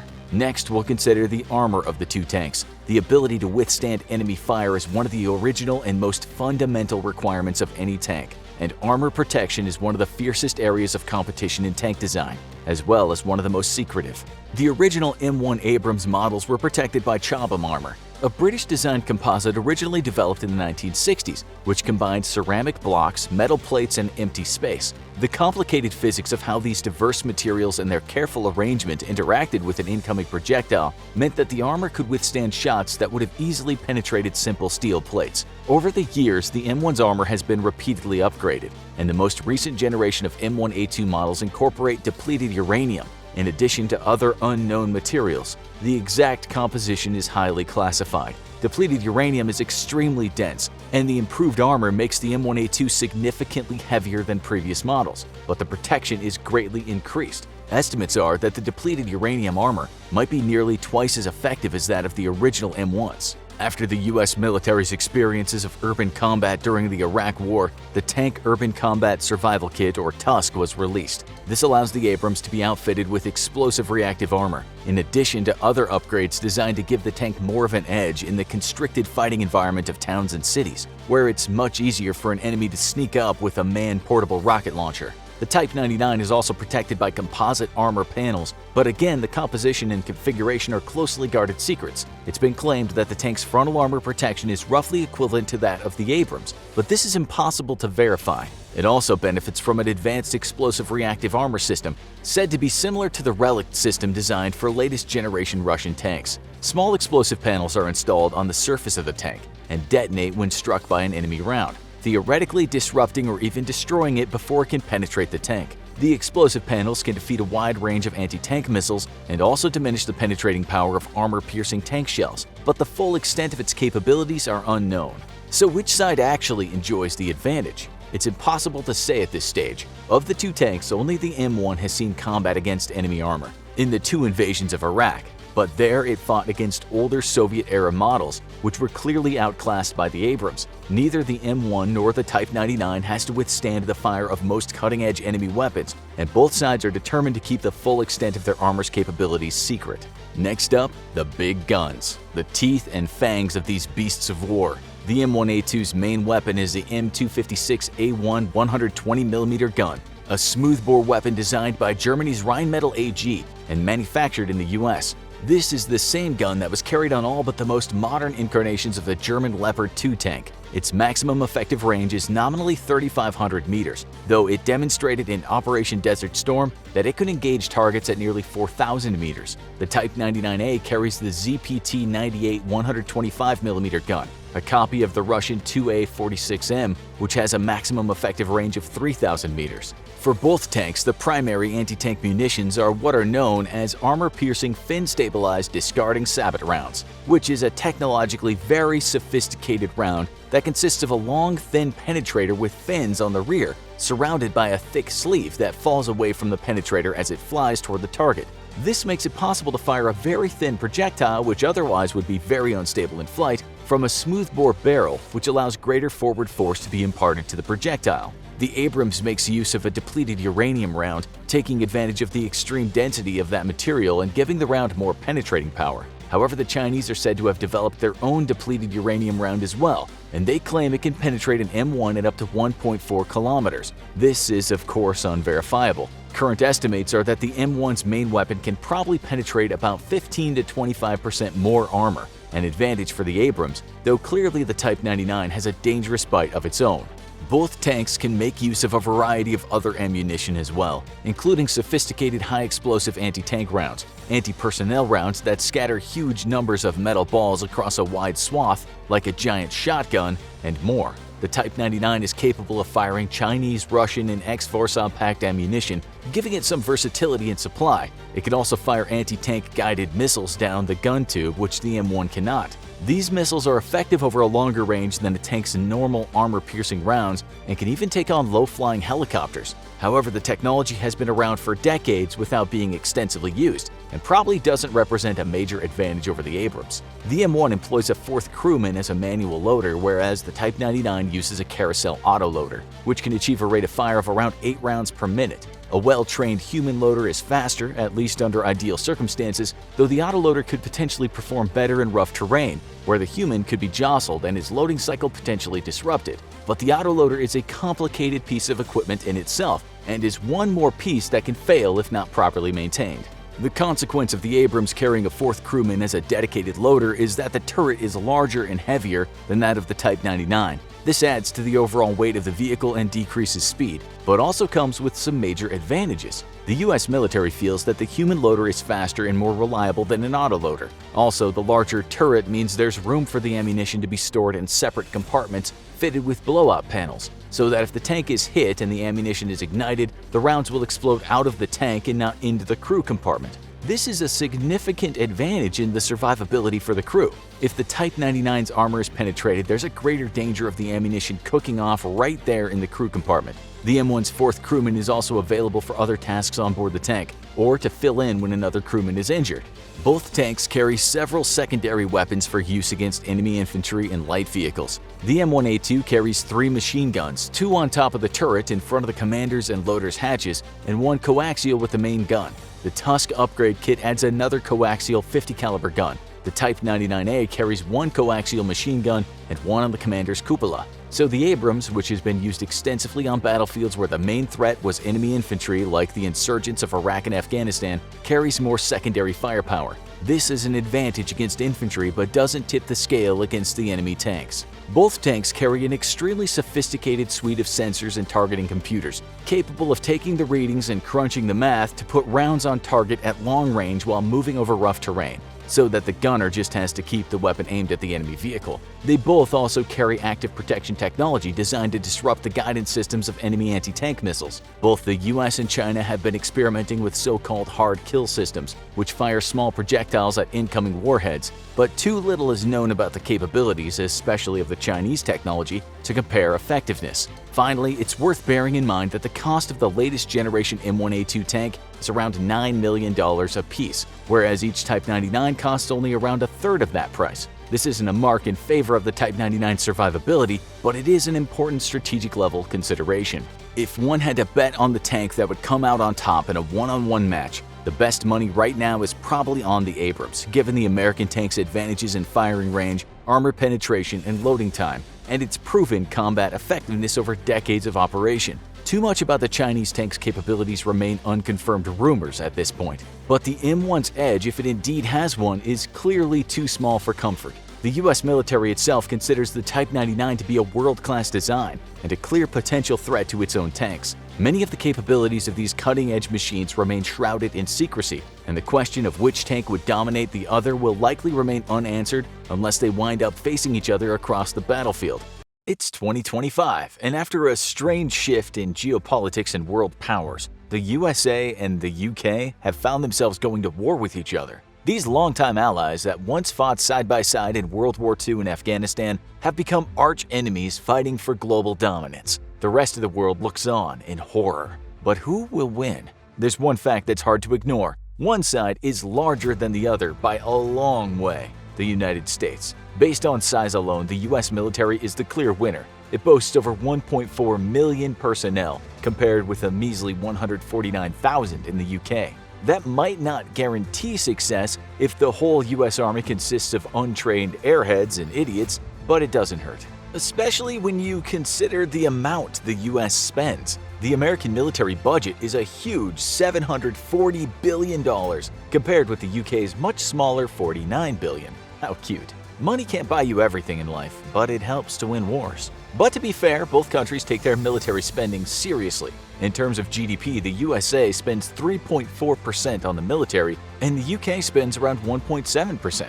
That figure won't help the Brits win a war, but it's something they can nurse their national egos with. So far, things aren't looking good for the Brits. They've been outnumbered and outspent. Let's see if they can turn things around with their equipment. As they say, it's not all about the size, it's about how you use it. Which country has the best weapons, gadgets, and vehicles? If we're talking about quantities, the USA gets an easy win here, as you'd expect. They spend far more on the military overall, so of course, they have more stuff. The UK only has 227 tanks compared to the USA's 8,370. As for armored vehicles, the UK has 4,673 and the USA has 41,760.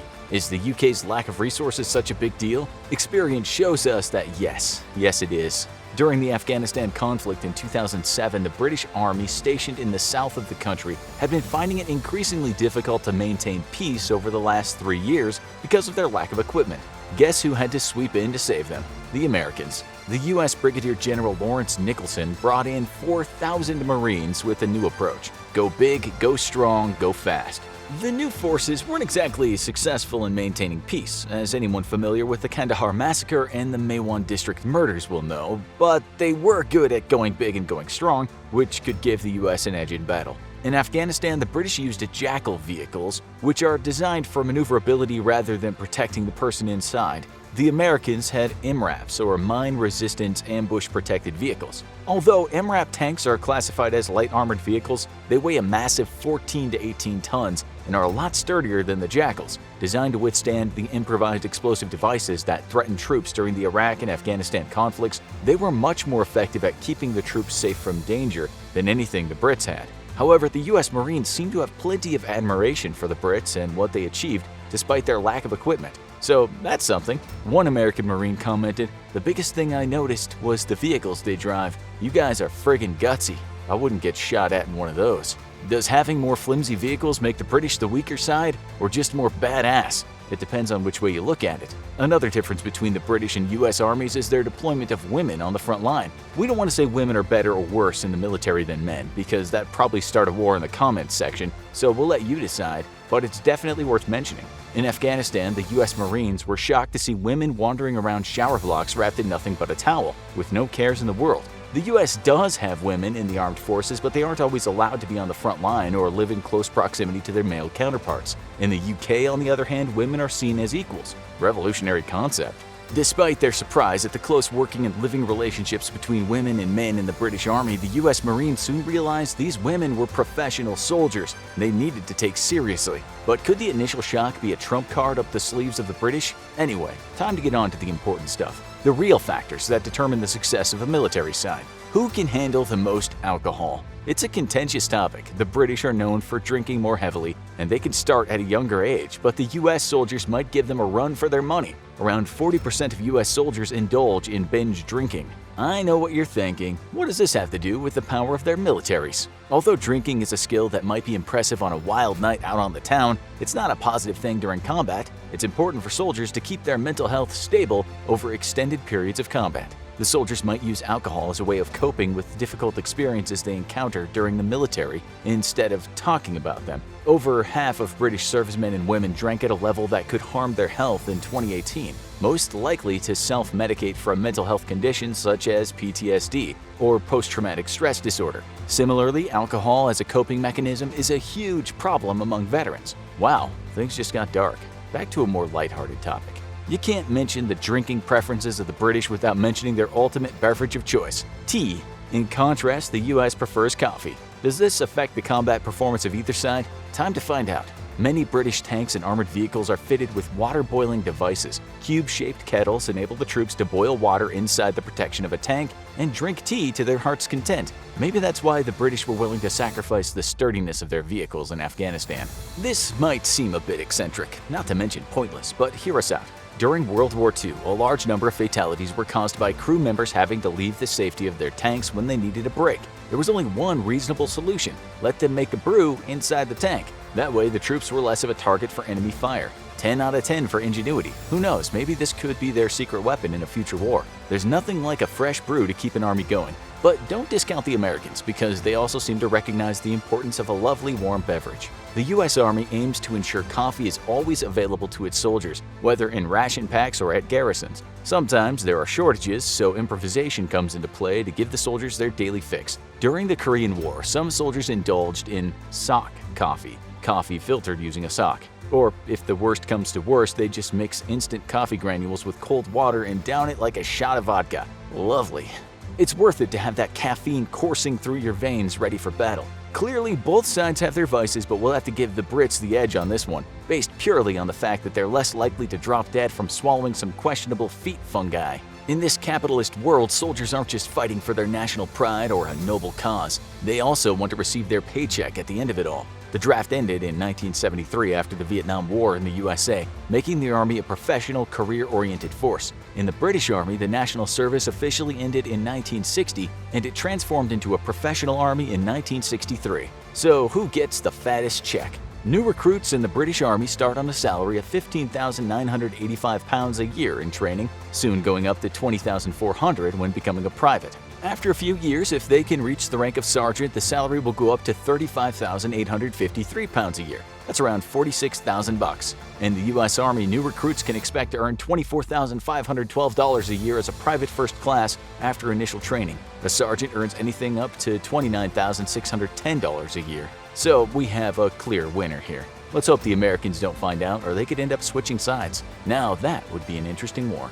With so much money, you'd hope the British soldiers would go through a half-decent training program. Let's find out if that's the case. In the UK, most soldiers complete a 14-week common military syllabus, followed by specialist training for different trades and divisions. US soldiers train for slightly less time. They complete a 10-week basic combat training course, then complete more career-oriented training. Overall, both countries offer a similar style of training based on fitness, discipline, and weaponry. It's hard to say that one country is definitively superior here, but there is one key difference: the age of the recruits. A U.S. soldier must be 17 to join the forces with parental consent, or 18 without the consent. Meanwhile, Brits can join at the age of 16 if they have parental consent, making the UK the only NATO country to recruit young people into its military at age 16. It's a controversial policy, considering these recruits must remain in the Army until they're 22, and they can't even vote or drink alcohol until they turn 18.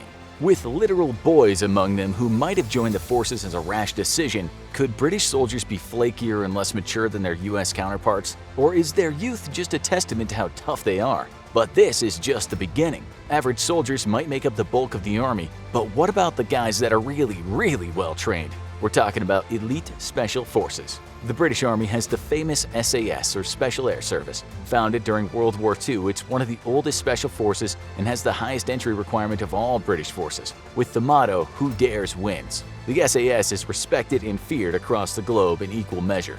It's heavily involved in reconnaissance and counterterrorism, meaning most of their work is below the radar and people like us can't get too nosy about it. However, they do plenty of cool and hardcore stuff, like rescuing hostages. Not to be outdone, the U.S. Army has the highly respected and admired Delta Force, also known as the 1st Special Forces Operation Detachment. Formed in 1977, it's known as one of the most secretive U.S. forces and specializes in counterterrorism and hostage rescue. Sounding familiar yet? Allegedly, the Delta Force was modeled on the British SAS.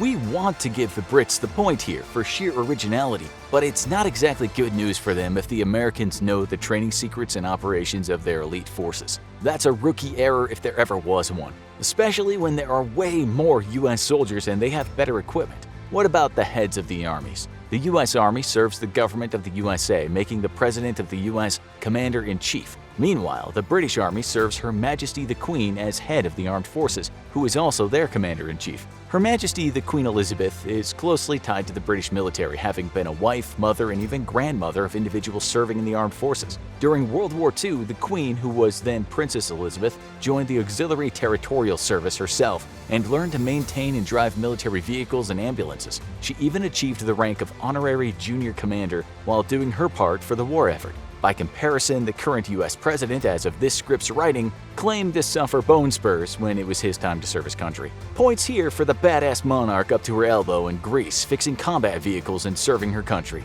Overall, the British and American armies are matched fairly evenly in terms of their training and structure. It doesn't exactly come as a surprise, considering their histories are so closely linked. Realistically, the Americans would likely have the upper hand in any war against the Brits due to sheer manpower and weaponry. But let's hope the two sides can settle their differences over a cup of tea or coffee. It's the Zoomies versus the Squids, the United States Air Force versus the U.S. Navy, two of the most powerful, if not the most powerful forces on Earth, in a head-to-head matchup to determine just which branch is the best at their primary purpose, killing bad guys and breaking their stuff. For the sake of this thought exercise, we're going to ignore the normal realities of warfare and focus solely on firepower and assets. After all, in a realistic war scenario, the U.S. Navy could do something the U.S. Air Force could never do: blockade ports and stop the shipments of supplies. So we're going to be pitting man and machine in a straight-up deathmatch and find out which of the two services come out on top. Despite their close partnership with the U.S. Navy,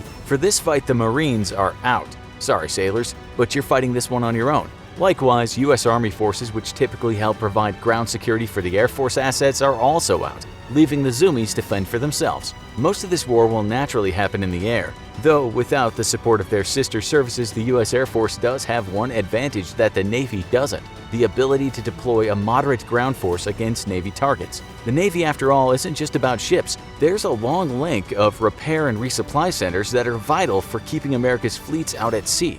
U.S. Air Force Security Forces personnel are, traditionally speaking, military police, no different than their counterparts in the other branches. However, during the Vietnam War, the Air Force realized that it couldn't always rely on the other services for protection of its airfields in hostile territory, and quickly established a training program to convert their military police personnel into small but competent infantry forces. Today, Security Forces personnel are all trained in air-based defense and receive qualification training with heavy squad weapons such as the .50 caliber machine gun and the Mark 19 automatic grenade launcher. Some of these personnel are even qualified for air assault operations. Numbers are hard to pin down, but there's an estimated 25,000 U.S. Air Force Security Forces personnel currently on active duty, giving the Air Force a sizable ground assault element that the Navy can't match. While U.S. Navy Masters-at-Arms are trained in protecting ships and shore installations, their focus and training isn't as exhaustive in ground combat roles as Air Force Security Forces personnel,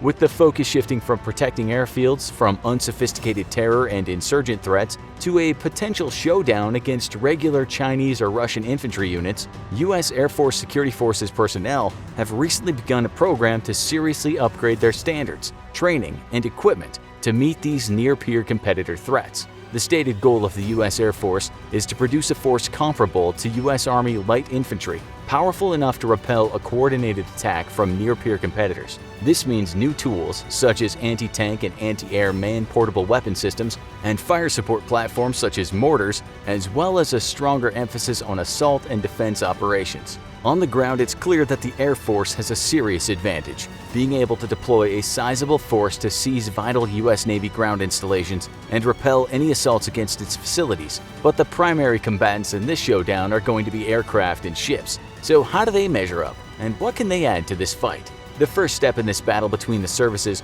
will be establishing air superiority, as the primary armament of both services is going to be its aircraft. In the Navy's corner, we have the FA-18 Super Hornet, an aircraft developed to counter advances in Soviet fighter design. Turns out the Navy completely overcompensated and created one of the most formidable fighter aircraft ever built. Responding to the Navy's Super Hornet threat is going to be the F-15 Strike Eagle, another development created in response to the advancements made in Soviet fighter design. Both aircraft come from the same manufacturer, meaning they share many of the same strengths, making this a difficult matchup to determine. The F-15 is an air superiority fighter, but it's primarily geared for ground attack role. The Hornet is instead a jack-of-all-trades, doing everything from air superiority to suppression of enemy air defenses, recon, and even aerial refueling. That versatility gives the Navy greater flexibility and makes sense for a service which has limited space on its aircraft carriers. The better buy for your money is the aircraft that can do multiple things well, rather than a single specialized task. But in this fight, which is better? The F-15 is powered by dual Pratt & Whitney F100 turbofan engines, producing 29,000 pounds of thrust at full afterburner, versus the Hornet's General Electric F414 engines putting out 22,000 pounds of thrust at full afterburner. This gives the F-15 a speed advantage of a whopping 700 miles per hour, with the F-15 clocking in at 1,875 miles per hour versus the F-18 at 1,190 miles per hour. The F-15s are going to get to the fight first every time, and if they get in trouble, they'll easily outrun any pursuing F-18s, leaving them in the dust. By comparison, F-18s trying to flee from the Air Force's Strike Eagles are going to wind up getting splashed. The Eagle also has greater fuel and weapons capacity than the Hornet, with the F-15 carrying up to 23,000 pounds of fuel and weapons versus the F-18's 17,759 pounds. More fuel and more missiles means the Air Force's fighter can stay in the fight longer and shoot more, and gives the F-15 nearly double the range of the Navy's F-18. However, the Navy's F-18 can carry the AGM-88 high-speed anti-radiation missile, giving it a robust capability in destroying enemy ground and even airborne radar, while the F-15 cannot. Conversely, the F-15 can carry the GBU-28 bunker buster bomb, while the F-18 can't. The F-18 is slightly more agile than the F-15, however, which would give it the advantage in close-quarters dogfighting. Although, as many enemy combatants around the world have found out, the F-15 is an absolutely terrifying dogfighter itself. Targeting and tracking systems on both aircraft are nearly identical, given that both aircraft operate for the same country. When it comes to long-range detection, the APG-82 radar has greater capabilities than the APG-79 radar used by the Hornet. Although just how much greater capabilities is a mystery, as the data is a closely guarded secret. What's clear is that the Air Force Strike Eagles will get to the fight first, see their targets first, and fire first, putting the Navy's Super Hornet at a disadvantage. However, the F-18 is equipped with infrared search and tracking capabilities, giving it a chance to take on stealth aircraft at close range. With 769 Hornets versus the Air Force's 454 Eagles, the number advantage may seem to be in favor of the Navy, except the 769 Hornets the Navy possesses represents the entirety of its air attack and air superiority forces. By comparison, the U.S. Air Force can call on an additional 1,017 F-16 Fighting Falcons and 229 operational F-35 Lightnings. The Navy's own F-35s only number at 21 and are currently still only used for training. However, the absolute silver bullet in the sky for the Air Force is its fleet of F-22 Raptors, numbering at 186. While low in number, the Raptor is without comparison the world's most advanced air superiority fighter, featuring a radar cross-section the size of a marble. Its armament may be limited as it's forced to carry its weapons internally, but its powerful radar allows it to detect enemy aircraft and engage them at beyond visual range. While the Air Force initially wanted a fleet of almost 1,000 of these incredible aircraft, the extreme price tag upwards of $220 million per aircraft, as well as a lack of a realistic threat to face off against by any other nation, shelved the original production run and limited it to the number the Air Force currently operates. Simply put, in an air battle, the US Navy is going to come out losing badly. Not only is it completely dwarfed by the numbers of the Air Force air superiority fighters, the Air Force's F-22 presents a threat that an F-18 pilot is unlikely to survive. Luckily, the number of these airborne assassins is relatively low. However, the Navy can call upon support from its large fleet of warships, who, thanks to modern battle networks, can add their firepower to an air battle. While its fleet of dozens of attack submarines may seem like an odd fish out in this fight, many of them are capable of taking on land attack roles thanks to the addition of cruise missiles to their magazines. With a range of 1,550 miles, Navy subs could deliver crippling blows to U.S. Air Force installations with little if any warning. Likewise, its fleet of 91 destroyers and 19 corvettes could all strike at Air Force airfields. A vast inventory of anti-air missiles, such as the RIM-174 and the RIM-162 Evolved Sea Sparrow, can project serious anti-aircraft firepower into a fight, leaving U.S. Air Force planes at risk in any air battle within range of U.S. Navy ships. The U.S. Air Force is not the primary service for neutralizing an enemy fleet. That task falls on the U.S. Navy, but it is still very well equipped to deal with hostile vessels. The AGM-158 JASSM and the AGM-86 are both extremely long-range standoff attack air-launched cruise missiles, packing a 1,000-pound warhead capable of sinking enemy ships. The AGM-158C is the latest iteration of these anti-ship missiles and features greatly improved technology, allowing it to locate, track, and target hostile vessels independently while ignoring civilian shipping. These missiles are all low observable, making them difficult to spot on radar, and are programmed to fly extremely close to the ocean's surface, which makes them even more difficult to spot and target by a ship's anti-missile defense systems. However, none of these weapons are supersonic, as the US is currently coming far behind Russia and China in developing supersonic weapons. This means the individual success rate of each missile is dramatically lowered when pitted up against the Navy's sophisticated anti-missile defense systems. Though the AGM-158C is capable of coordinating with other missiles to conduct swarm attacks, approaching a target from multiple directions in overwhelming numbers. Increasingly, this fight is turning bad for the U.S. Navy. With an air superiority fleet that's less than half the size of the U.S. Air Force, and with aircraft outmatched technologically by the Air Force, the Navy will never be able to establish air superiority. Even more importantly, though, the Navy's Hornets will never be able to establish air superiority at the standoff attack distances required to stop Air Force bomber aircraft from launching anti-ship attacks. While Navy fleet defenses are likely capable of chewing up most of the Air Force's surface attack aircraft, the Air Force's ability to attack with long-range precision weapons means their vulnerable bomber aircraft can target and fire from well outside of the air defense envelope of the Navy. One way the Navy plans on protecting its surface fleets from this threat against a near-peer competitor, such as China or Russia, is to simply establish combat air patrols at greatly extended ranges, using F-18s in tanker mode, or new tanker drones to refuel F-18s assigned to long-range air patrols. However, no other nation can bring to bear against the U.S. Navy the sheer number and capabilities of the U.S. Air Force, and in a real-world situation, the Navy would always rely on Air Force help to protect its ships. Air power will determine this battle, and the Navy loses in that arena. While Navy ships would be able to launch attacks against Air Force airfields and ground installations, they won't last long against coordinated Air Force attacks by fleets of B-1 Lancers and B-52s equipped with standoff long-range munitions and protected by fleets of F-16s, F-15s, F-35s, and F-22s. Air Force planes would always be able to redeploy to civilian or even improvised airfields, but Navy fighters will find that their only safe landing site, their aircraft carriers, will very quickly end up at the bottom of the sea. With complete and total air superiority, the U.S. Air Force is without a doubt the victor of this conflict. Though in reality, this conclusion is no surprise. Air power has long been the single most important weapon in modern war since World War II, leaving any foe without suitable air power at the absolute mercy of even an inferior army that is supported by a competent Air Force. However, it's also a matter of different mission sets that sees the Air Force declared a winner. The U.S. Navy is indeed tasked with air superiority, but its vessels are also designed for a wide range of different responsibilities, from surface warfare to subsurface warfare, and the escort and deployment of ground combat troops to beaches around the world. The Air Force, however, has a far more limited scope of missions: air superiority, recon, and ground attack, and its equipment is thus far more capable in these arenas than the Navy's. In truth, neither service could win a war without the other, and the two are equal and vital partners in ensuring the U.S. military remains the most powerful on Earth. But squids would totally get their butt kicked by zoomies any day of the week.